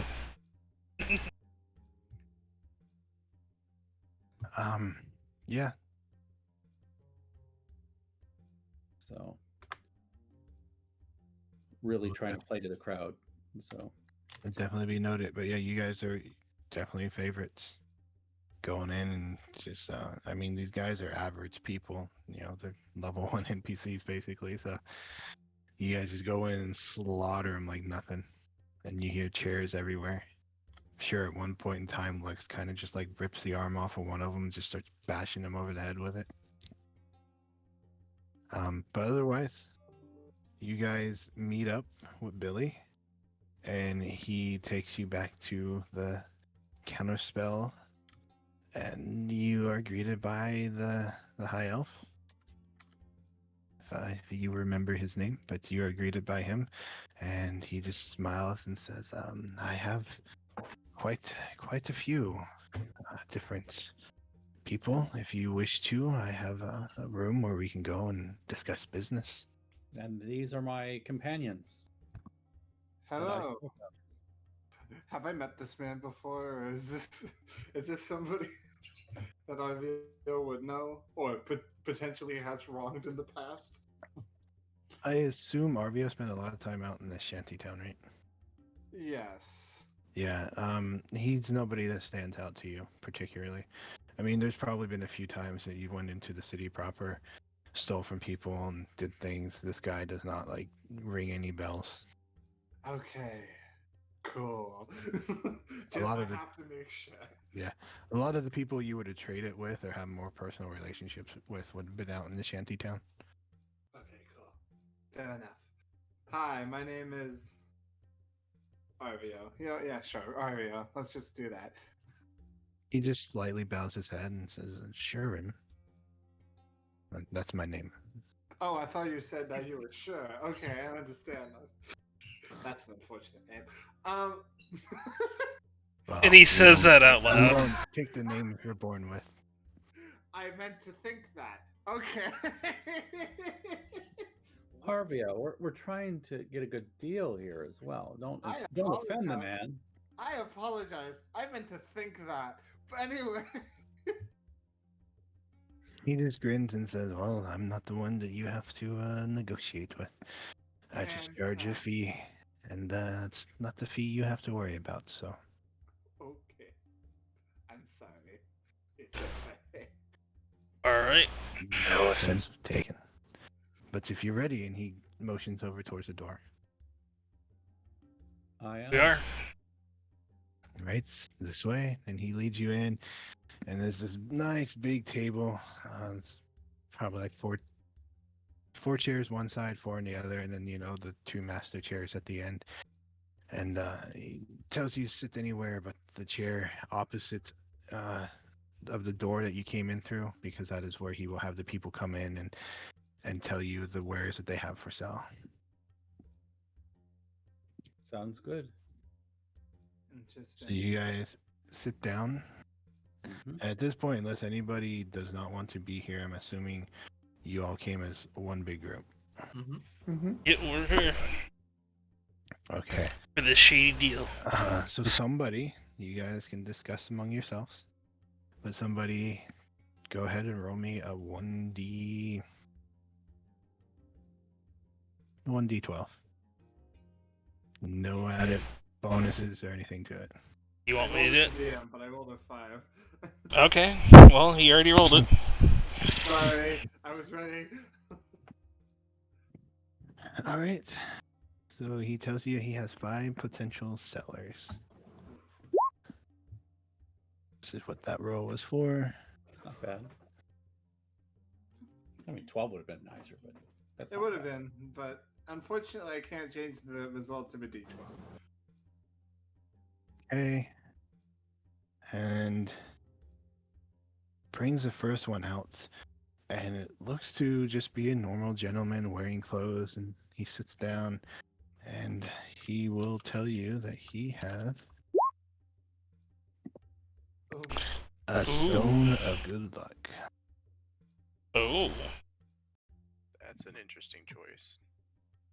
When he's presenting this, can Arvio do an insight check to make sure it's not literally just a rock that he finds to be lucky? Sure. He pulls out this little wooden box, and you can make the roll. And he takes the top off, and it's a nicely crafted wooden box, but it looks plain and ordinary. And That's a one lucky fucking.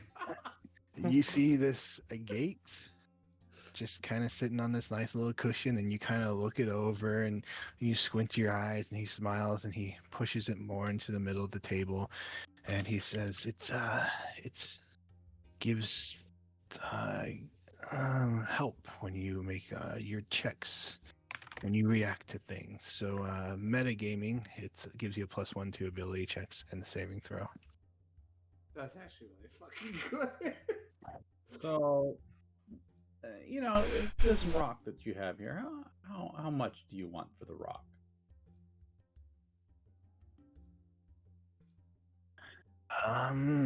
He kind of sits there and, well, this has been in my family for a while.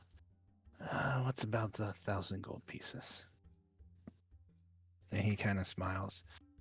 Arvio, you want to give me an intelligence check? Just straight up intelligence?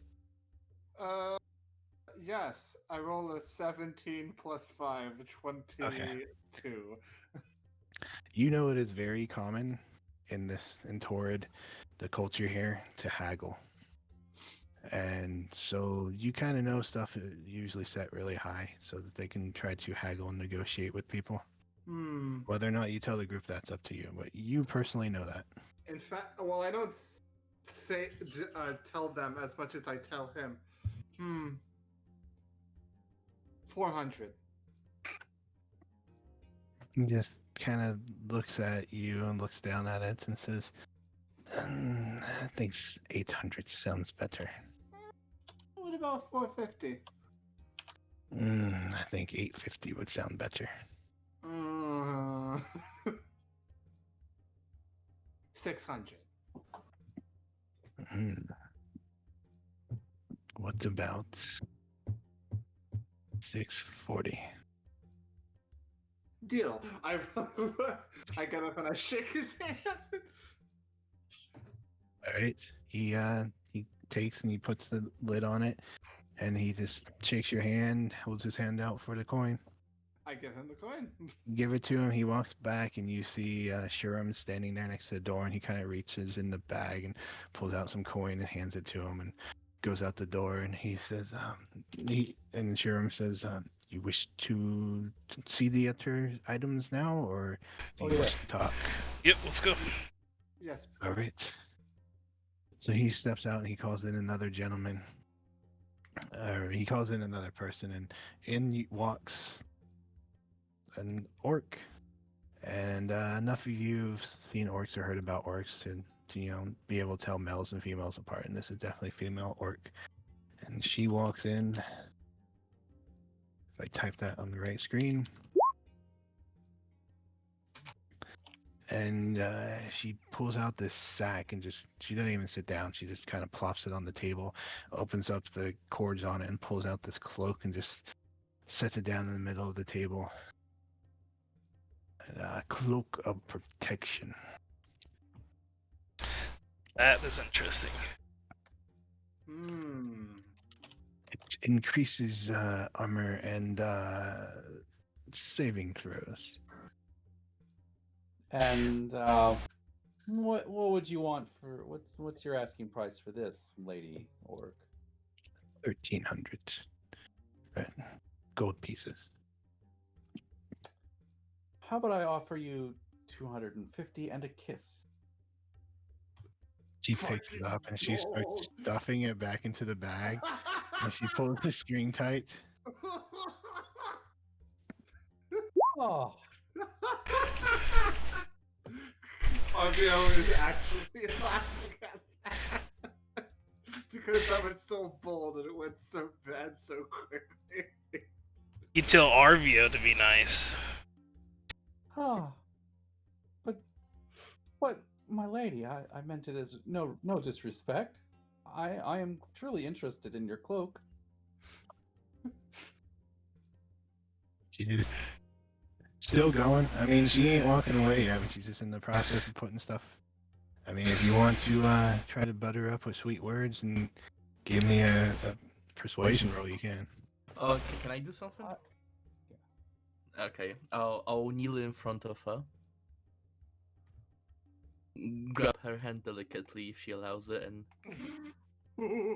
Oh, She pulls it away from you. then I put my right hand by my chin and say, "Fair lady, I do apologize for the behavior of my comrade, but we do wish to make business with you. So if it is possible, could we just please start again?" And I I look up at her from below, kind of just showing that I'm kind of respectful. I'm just like, I'm really sorry about what happened. I'm just really sorry about it. If you want to give me a perception roll, or a persuasion roll, go for it. Okay. Persuasion. She kind of looks at you. She looks at the hand you were touching, and she turns around and just continues stuffing the bag in, pulls the string tight, and turns and walks towards the door. And she says something in a language that none of you understand. I will pay you 1,000 for it, my lady.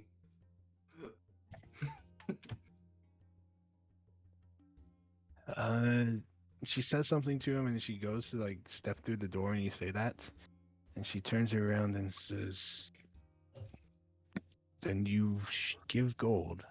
And she walks up towards the table. And I count out 1,000 gold pieces.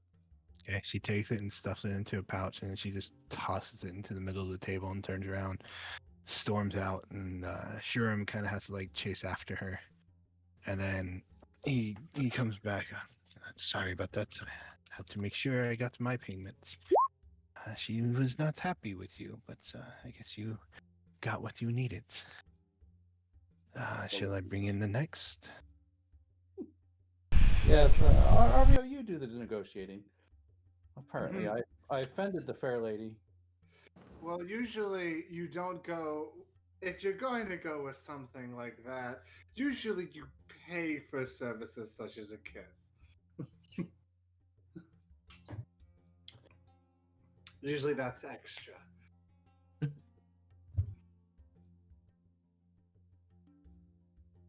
You can certainly try again if you like.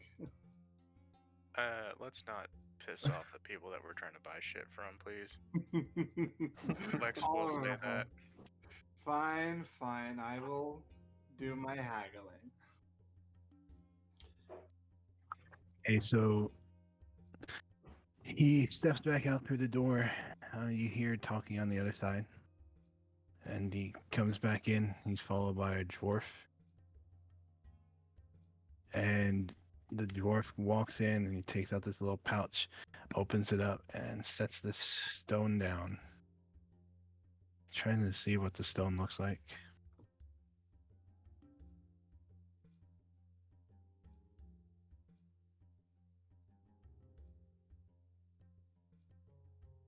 Okay, so then it's like a little red stone, and it looks like it has earth kind of in it, and it gives off like a faint glow. And he says, "This is my family's heirloom. It is a iron stone of strength." God, I wish that were me. What exactly does it do? Well, it gives. You can equip it to yourself, and it orbits around you. And it's this one here. There's many of them. This one here increases your score by 2. How Your much? strength score. He smiles this really big smile. 70,000 gold. 70,000, you said? Yes. Well, That is amazing.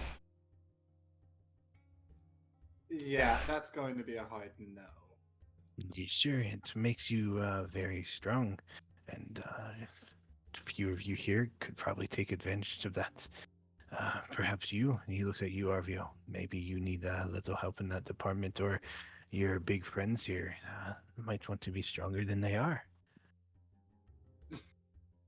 Just to be clear, he said 7,0,0,0. Yes. 70,000. Okay. Yep. If that's how high he wants to go, this isn't a sale. It's a dwarf, though. I do believe, sir, that is out of our price range by a considerable amount. None of you guys are haggling either. Well, here's the thing. It's sort of in very much the same way as if I were to set the price too low, he backs off. It's the same for us if he sets the price too high. If this is really what he wants to ask for, then even 7 is out of the question. 500 gold. You can give me an Arcana check if you want, Arvio.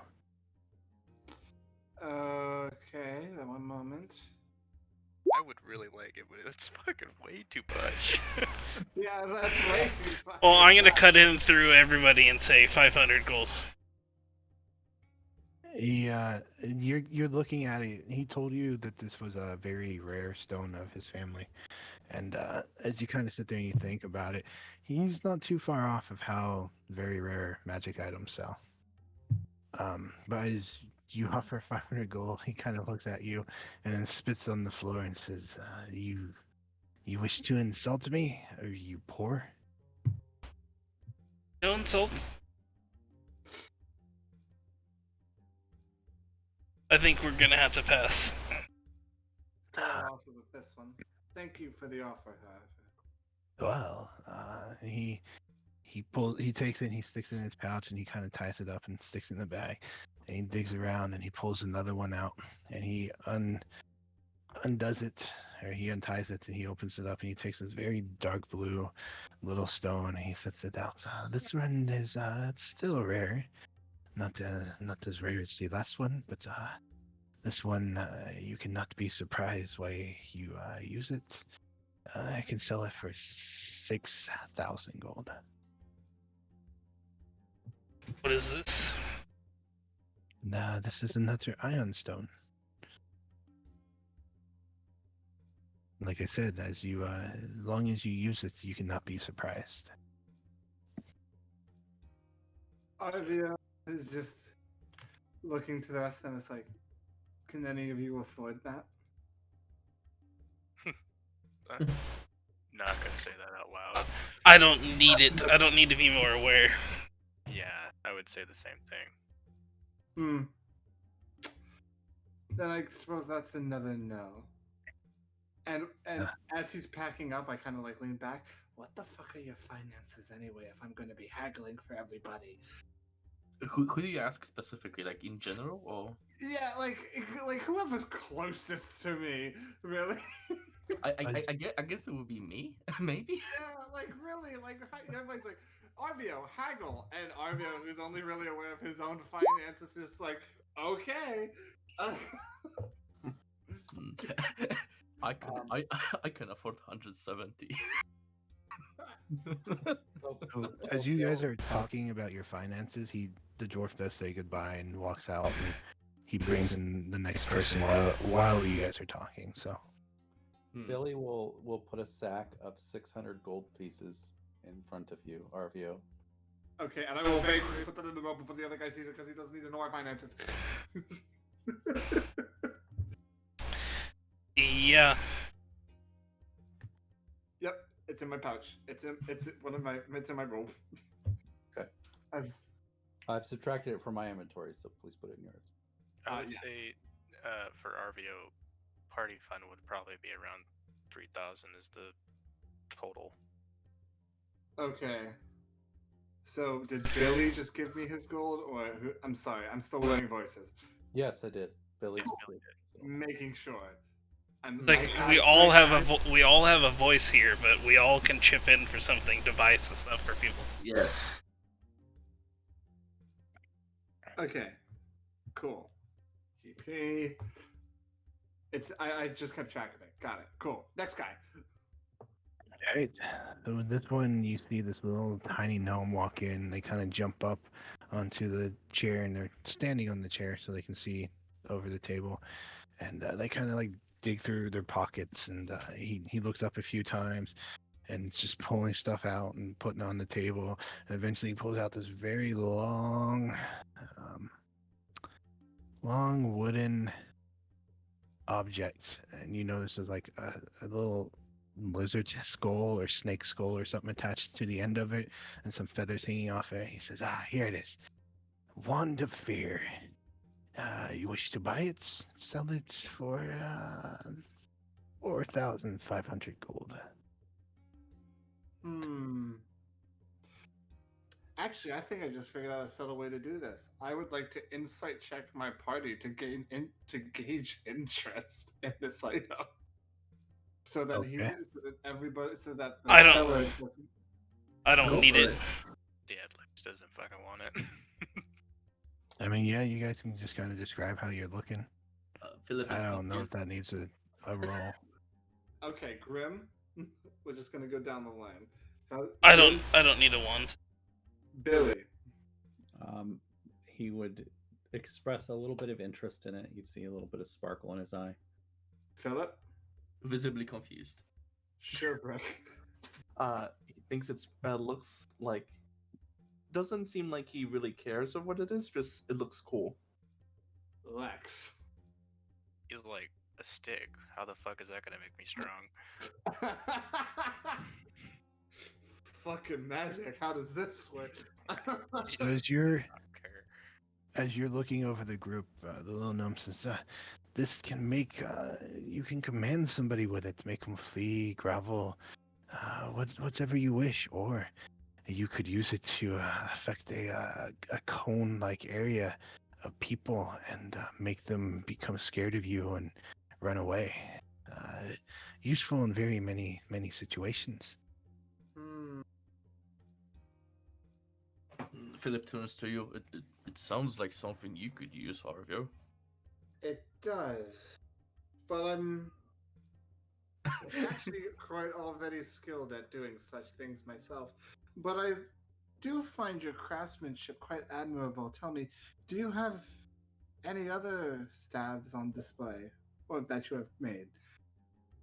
No, I found this. I was out with my father when I was younger. We found some old abandoned building, and it was just sitting on the table in the middle. Ominous. Internally, Arvio's like, well, that shit's fucking cursed. It's like, I appreciate you coming out here today, but I think this is going to be a no. Okay, and he kind of takes and sticks it back in his pocket. He doesn't like have it wrapped up in anything or protective case. He just, sticks it in. He grabs all the other junk, which, they look like some buttons, maybe some old food, some cloth, a couple metal objects. You don't know what they are, and just starts sticking them back in his pockets. And he jumps off the table and walks out the door. And they exchange words at the door and sure him without asking, because he figures you're just going to continue the trend. Steps out and calls in the next person. Last one, I think. So this person, they come in, and it is just again another ordinary human. And they're wearing this red cloak that has several eyes dotted everywhere on it. And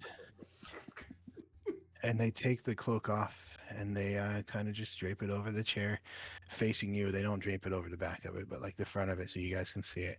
And again, it's a red cloak with eyes all over it, all over the hood, the arms.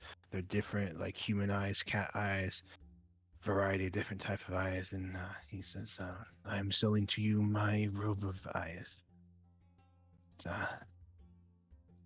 I sell it for 8,000. It lets you see in all direction, and gives you I think the meta term is advantage on wisdom perception checks. Gives you dark vision out to a range of 120 feet. Lets you see invisible creatures and objects, as well as into the ethereal plane out to a range of 120 feet. The eyes Very cannot be interested. closed or averted. Although you can close and avert your own eyes, you are never considered to be doing so while wearing this robe. A light spell on the robe or a daylight spell cast within 5 causes you to be blinded.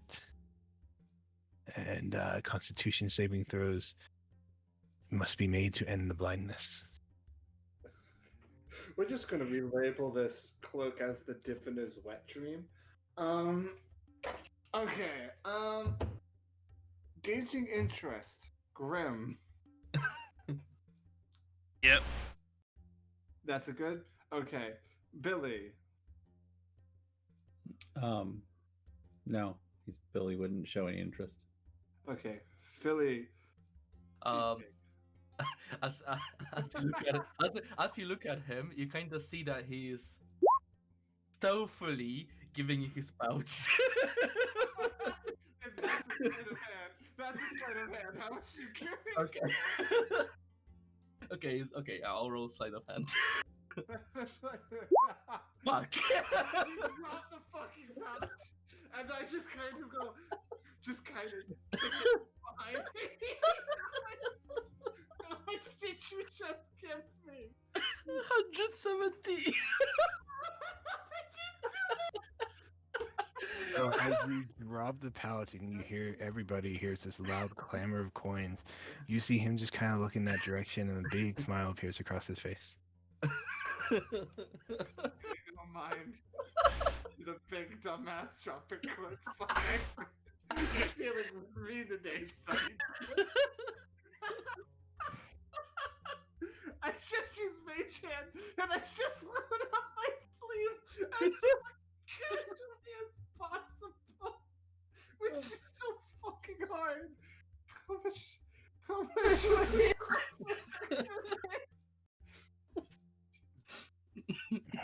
He tells you he wants 8,000 for it. Okay. Keep it 99 and motherfuckers. That's still really far out of our price range. I have like 1,000. Billy gave me 600. This motherfucker's dropping, I don't know, 170 into my something. I don't think we can afford it. I sure hope you ain't saying this out loud. No. I said out of character.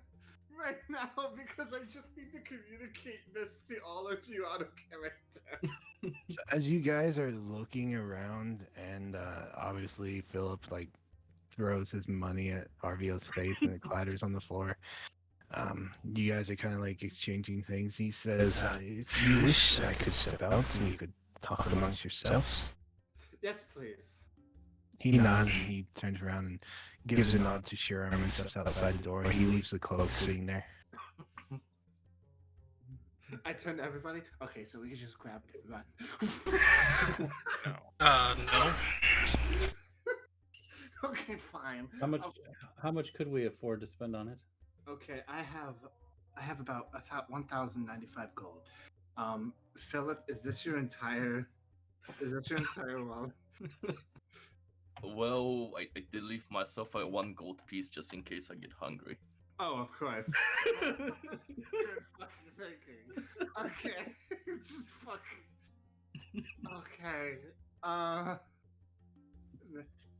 Billy, you didn't look to have any interest. You do know we don't have to get it, right? I know, but it's so useful. I know. It has. We don't have to get it.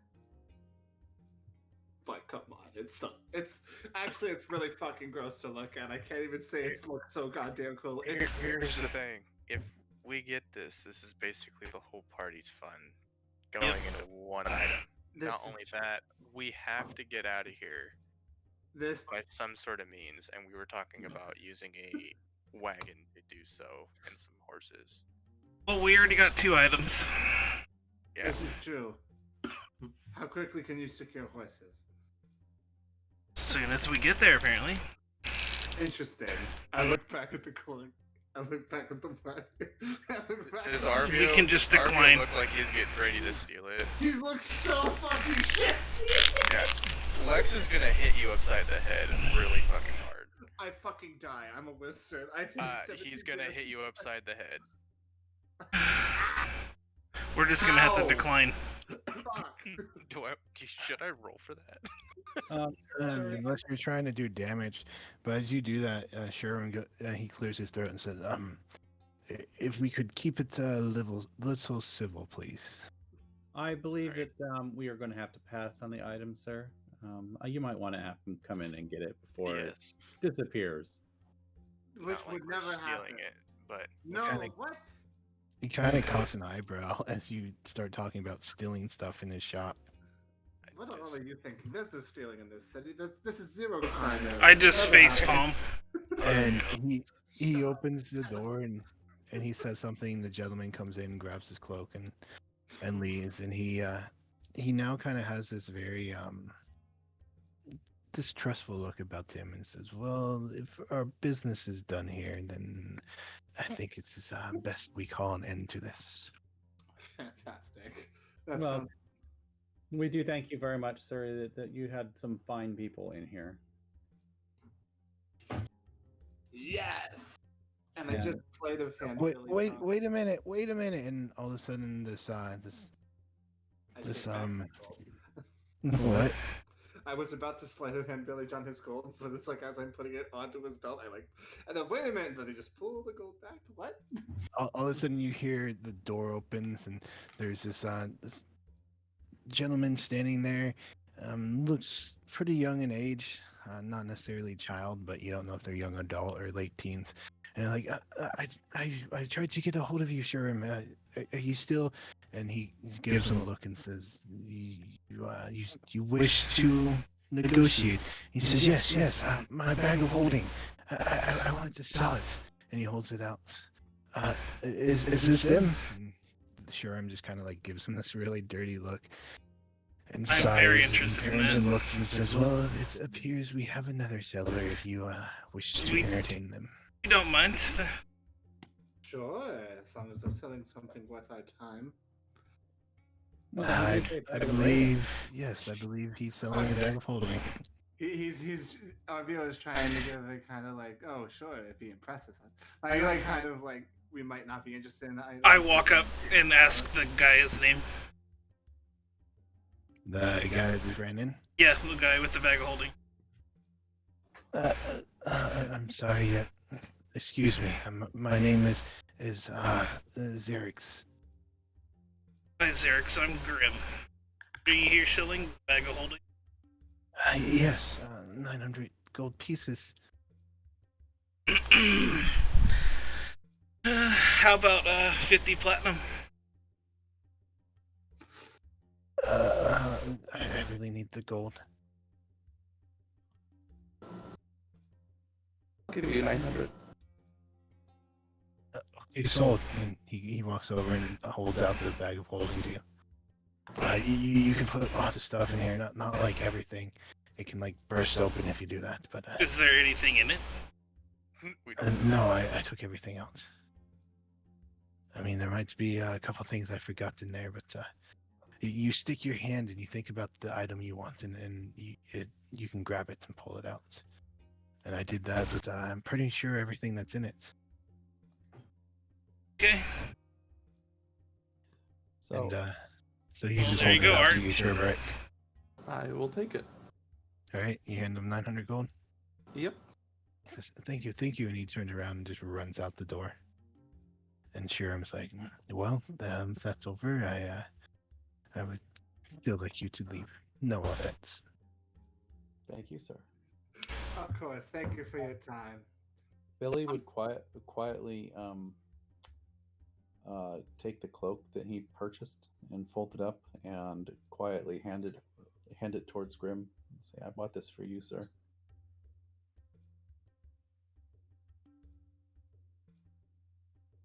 I'll just take it and put it in my backpack for now. I'm gonna give Billy back his 600, and I'm going to slip 30 gold into fucking Philip.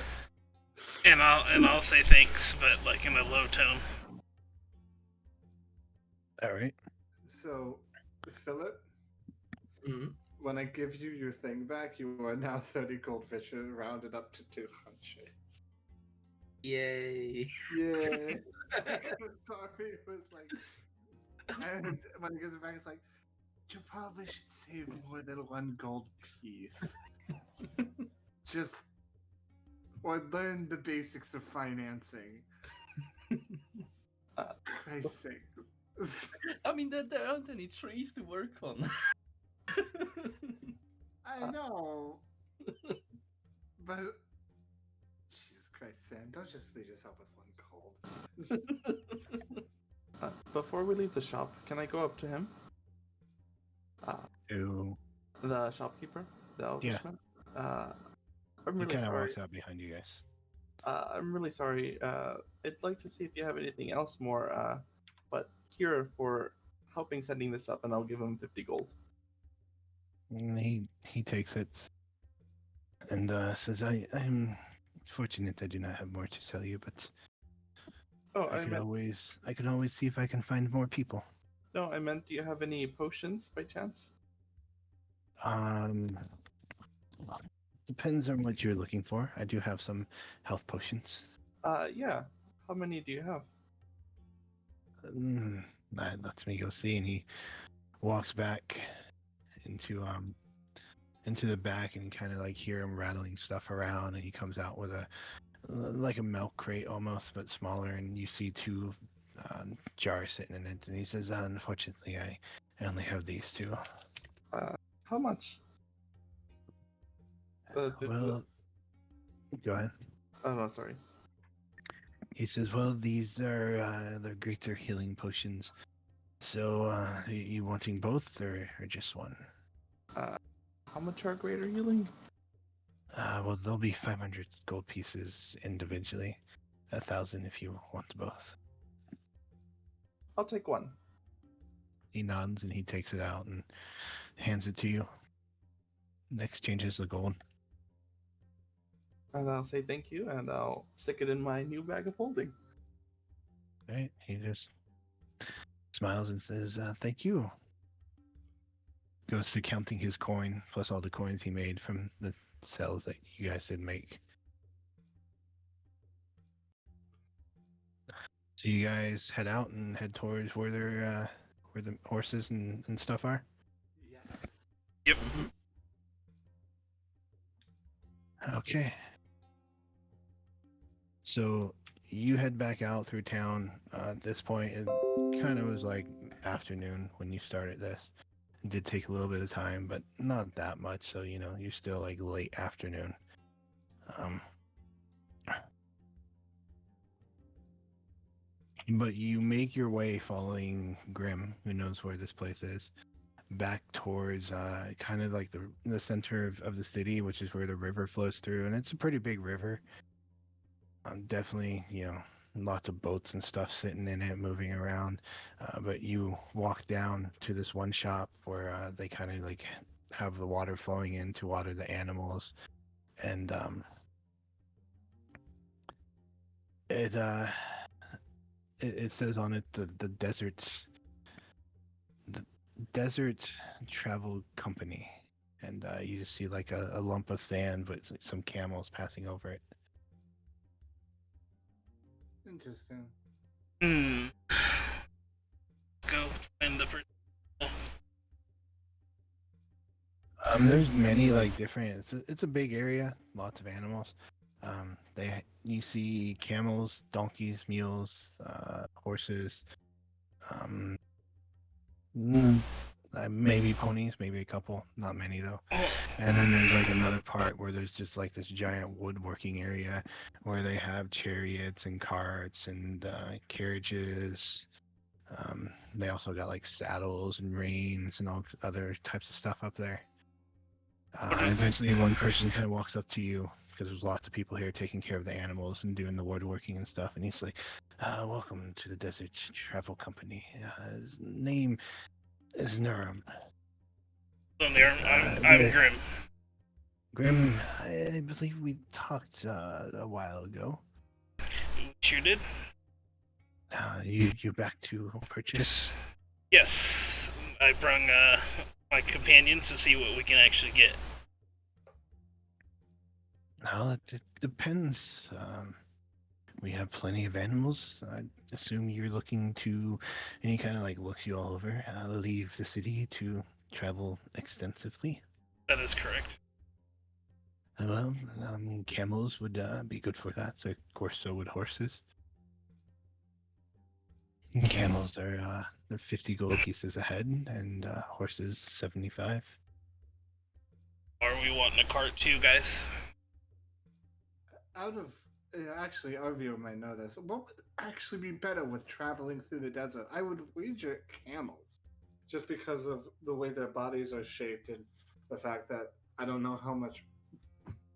If we're going like through dunes and stuff like that, I imagine it would be camels. Yes. Would be more. Camels would be a little more efficient at it, just because of their nature, but horses aren't like drastically behind. Camels are generally less maintenance and can go longer without water and food, though. And here would be a better question. Arvio, is there like a road to where getting a cart would be viable to use, or should we just do the beeline process straight to the town, any route that we take? What do you mean by beeline process? Are you just talking like everybody gets a camel? Everybody gets a camel and walks in a straight line. Avoid the roads, or if there is any roads, like what type of conditions would they be in? Well, here's the thing: the people that would be traveling the sands mostly would be nomadic tribes, which I'm assuming Sotik have carriages that would be quite effective at braving the sands of the desert. Would I be correct in this assumption? Yeah, so basically the deserts is kind of a mix of like barren, don't know if you've ever been Nevada, Arizona, where it's not like sand, but it's rocky barrenness. But then there are definitely those parts where there's the sand dunes that are more difficult to travel over. Generally, people travel through the more hard, solid ground, but they still manage to make their way through the sand dunes with their carts. Sure enough, but they're more experienced. They know if a wheel like sinks or gets stuck or something, how to get it out. Well, maybe RVO has some experience with this. Maybe not doing the hard labor, but knowing how the hard labor is done. So the way he's going to respond is, a cart should be just fine. People tend to stick to the places with harder, more firm ground when they're with the carts. We might still have to dig it out a couple of times. So we want a small card then. I could, and the gentleman jumps in. I could sell you some slide skis.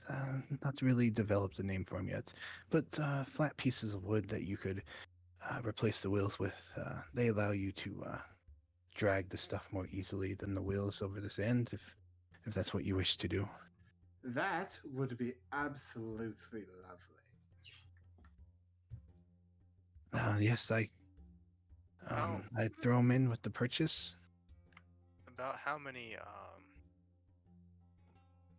what size wagon would you say that we would need to get to be able to fit everybody in there and have I'm assuming more than 2 camels will probably take it to hold us together. All of us in there would be overweight.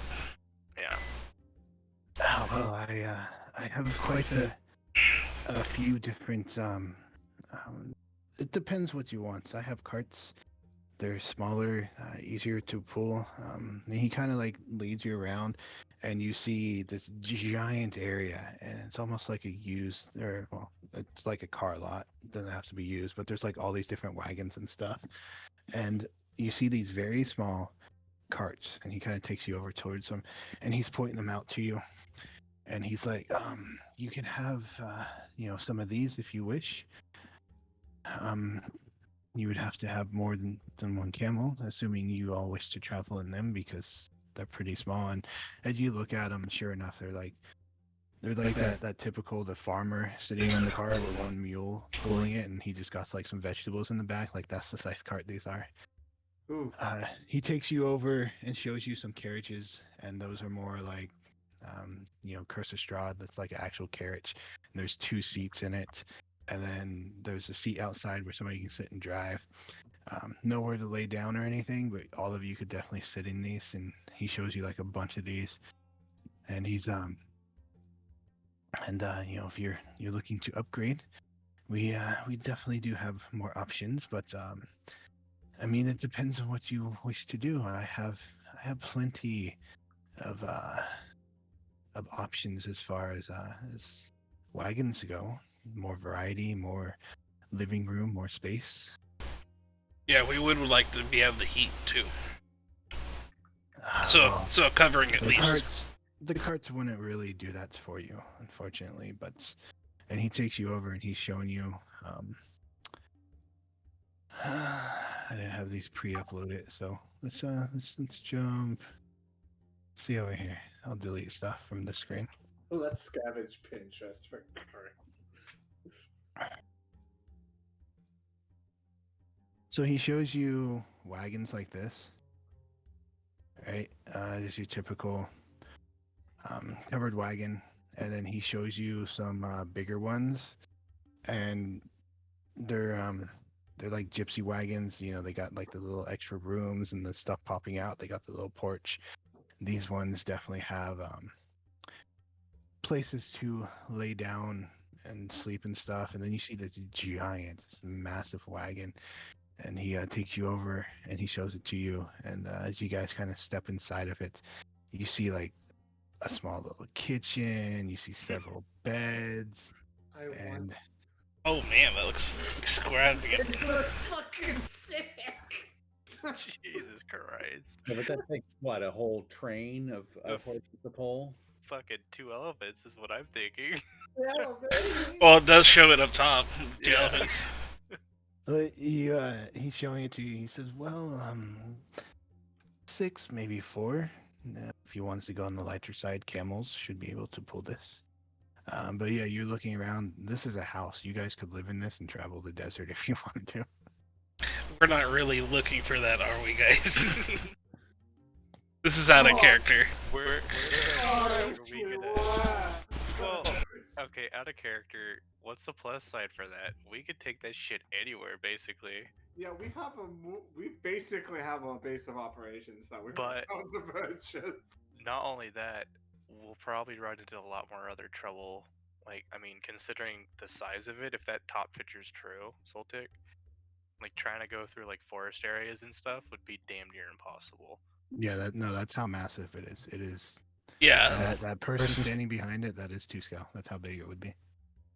it would be amazing to have here, but would, you know, It'll be a nuisance to have in the other part of the worlds. Okay, hang on. Wait a minute. Picture this. Let me try. Here's my idea, right? Well, this is basically our RV that we pull into town with and do our business, get into the RV, leave. Now we don't necessarily need to take it through a forest. We could walk through the forest, but Yes, but what is the price of this thing? yeah, that is the question. Brandon really wants this. He smiles and says, "We could always work something out." I mean, to be upfront, the total cost is 10,000 gold, but we can make deals. What I've kind of- I've already made enough deals in my lifetime. Well, you signed a contract telling me that you will pay. You could offer a down payment and come back and make payments on it. If not, I'm sure you know what happens to those who break the laws. Well, there's only really 2 options, isn't there?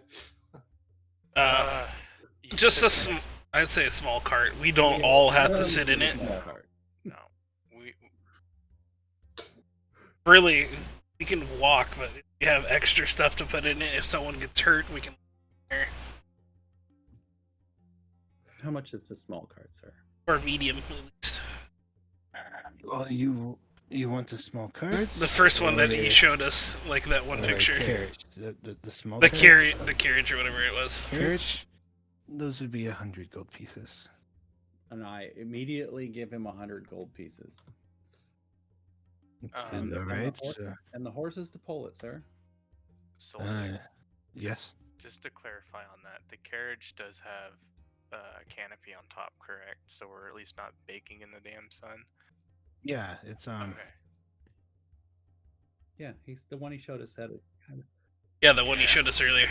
I was making sure, just to be sure. I think that's more like a medium one. Yeah, and a couple camels to pull it. Camels, Um, horses. I'm not sure that I showed you the carriage. I'll show you one real quick. You showed us a cart. Yeah, it's a wagon. It's like a Wild West wagon. But yeah, But the carriage he shows you. The wagon you guys could lay down and sleep in. The carriage is this. It's basically all you guys can do is sit in it. the wagon will probably be better. Oh. Well, that's what I thought I was buying. What? That's what I'm trying to. That's why I was. Yeah. That's why we're making sure. One Yeah, that you showed us the picture of first. That's the one that I'm inquiring about. I thought I was. Okay. Well, like he said, he has many different types. You want just a covered wagon where you guys can sit in and sleep in, or would you like a more like a gypsy wagon where it's all enclosed? There's a little porch Covered on wagon. it, and there's okay. So the covered wagon, he tells you is be 250 gold. Okay, I still pay for it. All right. Well, he takes the gold from you and shows you, many different types and whatever that you want. And as you inquire about camels, he tells you it would take 2 camels to pull it efficiently. If you want, you could pull it with 1, but 2 is a better option, and they'd be 50 gold piece each. All right, so I give him 350 gold then. buy some food for him and stuff and water. He kind of takes you over where like all the saddles and stuff were, and he says, well, for all the stuff to hook it up would be 2 gold pieces for them to attach and pull it, and the feed is per day 5 copper. 5 copper, so I'll buy 20 days worth. Okay. So I'll give him another 3 gold. No, Alright. 4 gold. Sorry. All right, so he kind of like whistles loudly and starts yelling around. People start like doing stuff. They bring out some camels. They have you pick out like the ones that look best. If you want to do an animal handling check to see how nice of a camel you get, or you can just go with whatever you get. Am I good at this? Ooh, kinda. Okay.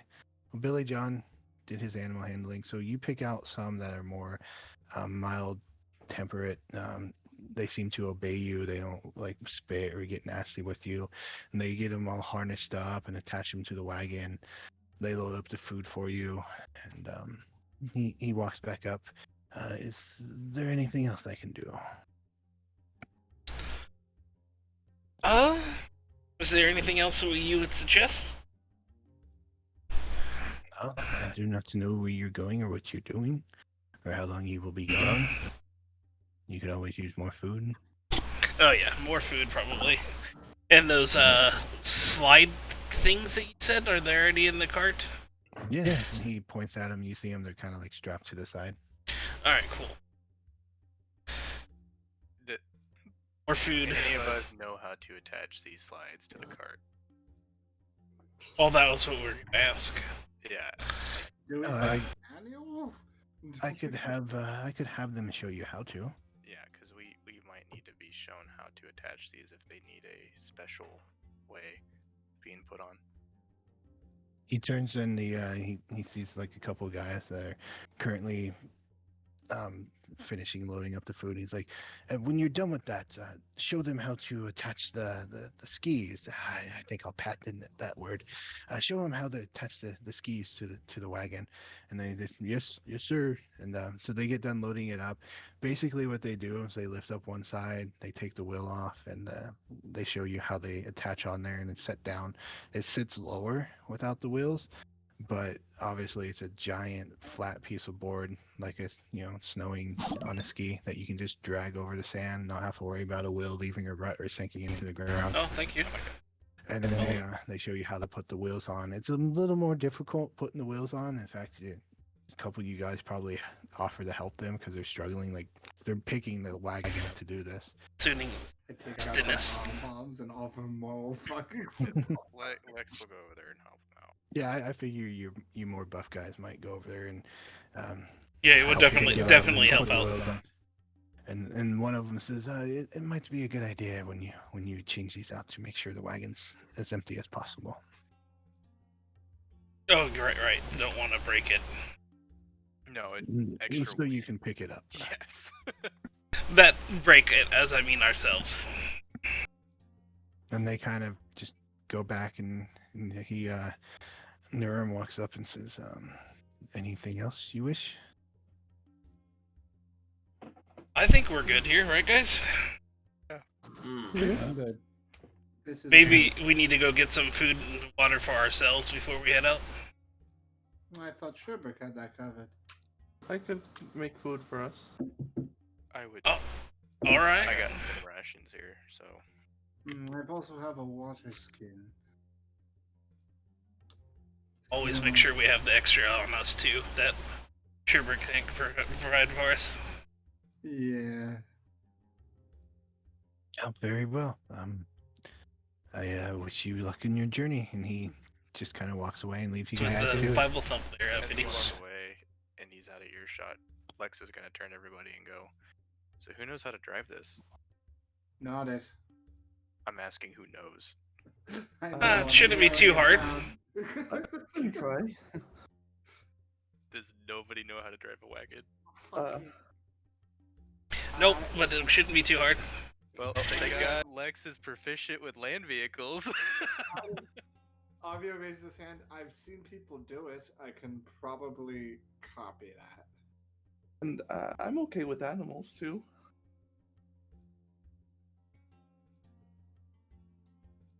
What I about feel Philip? like. I feel Yeah. like. Philip probably just saw it, but I don't think he actually drove one. Like he probably loaded stuff onto one, but You I- ride in these? Wait a minute. You guys We just catching it started right at the fucking end here. without even asking if We have anybody about was on the 15 more drive the minutes. fucking thing. Yeah, I was holding that in for quite a while. For fuck's sake, we're terrible at this. Lex, he is proficient with land vehicles. I don't know if that would be a beneficial thing for carts, but I'm assuming it would be. Yes. Yes. Well, technically, it kind of is one, right? Yeah. Yeah, it would be. Go take this shit into like a river or something so we can pretend it's a boat. Go float it instead of throwing us across the river with a rope. Oh, I did pick up some more rope so we could do that again. So did I. Me too. Make a big triangle. So you guys have procured your cart, and it is a little later in the day. I don't know if you guys want to rest up or just get out of town now. But at this point in time, we will take things at a slower pace. So whatever you guys wish to do. Well, it'd be best to travel at night there, huh, RVO? Oh, absolutely. I guess we should get going. The cold desert night. Hold on. Soltic, which lantern is it that does is it bullseye or hooded lantern that has a narrow view, like a flashlight? I believe it's bullseye. Yeah, that's the Bullseye. bullseye. So, Yeah, like hoodie. I think you just turn on and off. Okay. Do you guys think we should probably get a couple bullseye lanterns if we're going to be driving at night? Because evidently I'm the only one knows how to drive this thing, and I do not have dark vision. Oh, yeah. He can be up there with you. Yeah, I can help you on that front. Alrighty. And hang on, let me... I'm sure all of us are actually going to keep watch too during the day, Yeah. so I was kind of hoping for that. Hang on. it's not like we're all going to be passing out. I have a question, Sotek. Arvio has, as a tiefling, a spell called Flame Blade. If I took out a dagger and casted that, could I use it as a torch? It doesn't technically shed light, but you know, just for flavor. Since we're on the subject. I mean, no, it says the flaming blade sheds a bright light in a 10-foot radius. Really? And dim an additional 10 foot. So yeah, you could Just don't catch the cart on fire. Me already lighting the cart on fire? Wait, what? I mean, you already did it to a building already. No, not really. It was more. It's more acid, right? It was more acid. It was more acid, really. I kind of melted the building. I'm not helping my case. I'm gonna stop now. Alright, well, if we think that we're ready to go traveling at night, then we might as well start making I'm the ready. trek. Yep. All right.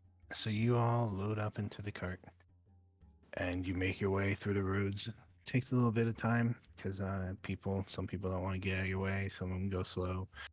Definitely developing a case of road rage. Go ahead and give me animal handling, Lex.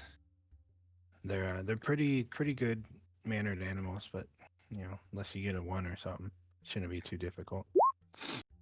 Okay, well, like I said, unless you get a 1, you manage to guide your way out of the town, and as you go out, the guards, well, the living ones at least, kind of do look at you, but they don't say anything, and you are now out in the open. You make your way past the shanty town buildings and out into the open desert, and you can see immediately to your left and right are mountains. So which direction would you guys like to go? Towards his family. So Just towards the south. Towards and actually, before we leave, can I get a map, like of the desert and like of towns? This is probably and maybe like a compass. These are 2 things we definitely need. Isn't it too late though? We already left. Oh, well, fuck, I guess we're done. I- We're fucking idiots. We're I just mean- idiots. We can retcon it, I'm sure. Because that would be really important. But how do you have a map of a desert? landmarks like mountains and crags and stuff, and more bigger and permanent settlements would be good. So I you do mean- not- I did try to first just say map and scroll case, so you probably don't even know, looking through the list here of adventuring gear, what a compass is. Nothing like it. But you do manage to, as you're heading out, or if Graham wanted it to be his map in case, get a map of the deserts. You open it up and there's one city marked on it, Torrid. Plenty of landmarks and stuff, but only one settlement's marked on it. I'm gonna give him my map case and scroll case. Map and scroll Alright. case. All right, I will. If we find any landmarks, extra landmarks. I will update the map manually, being as I purchased writing supplies. Well, if you need help, I'm here. I'll be looking around too, but not much at night. You Okay.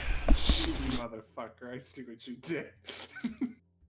So you guys start heading out towards the desert. Go ahead and give me. No, you knew well enough based on the mountains where north was, so it's not too hard for you to figure out south. So you guys start heading in a southward direction as the sun lowers and lowers, starts casting shadows over the land, and twilight is upon all of you. And we will go ahead and end our session here for the night.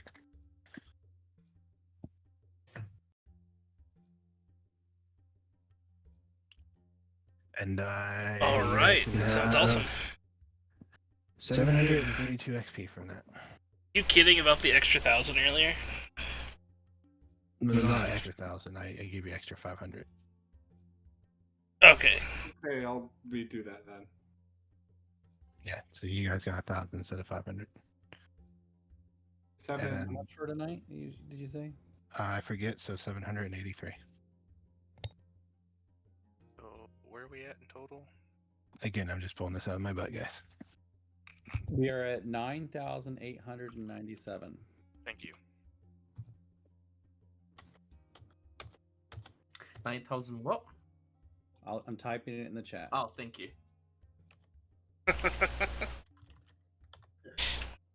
Finally out of this shithole town.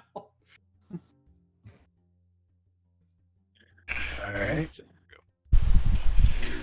Well, that was awesome. That's almost what you guys purchased. Yeah, basically. But yeah, I hope you guys had fun. I hope you enjoyed everything, and I will hopefully see you. Thank you guys for You'll stream. see. All right. Yep, you guys have a good night. Good night, Yeah, guys. have a good week. Have a good one. Yep. Bye. Good night. Thank you for all joining the stream. I'm gonna up now.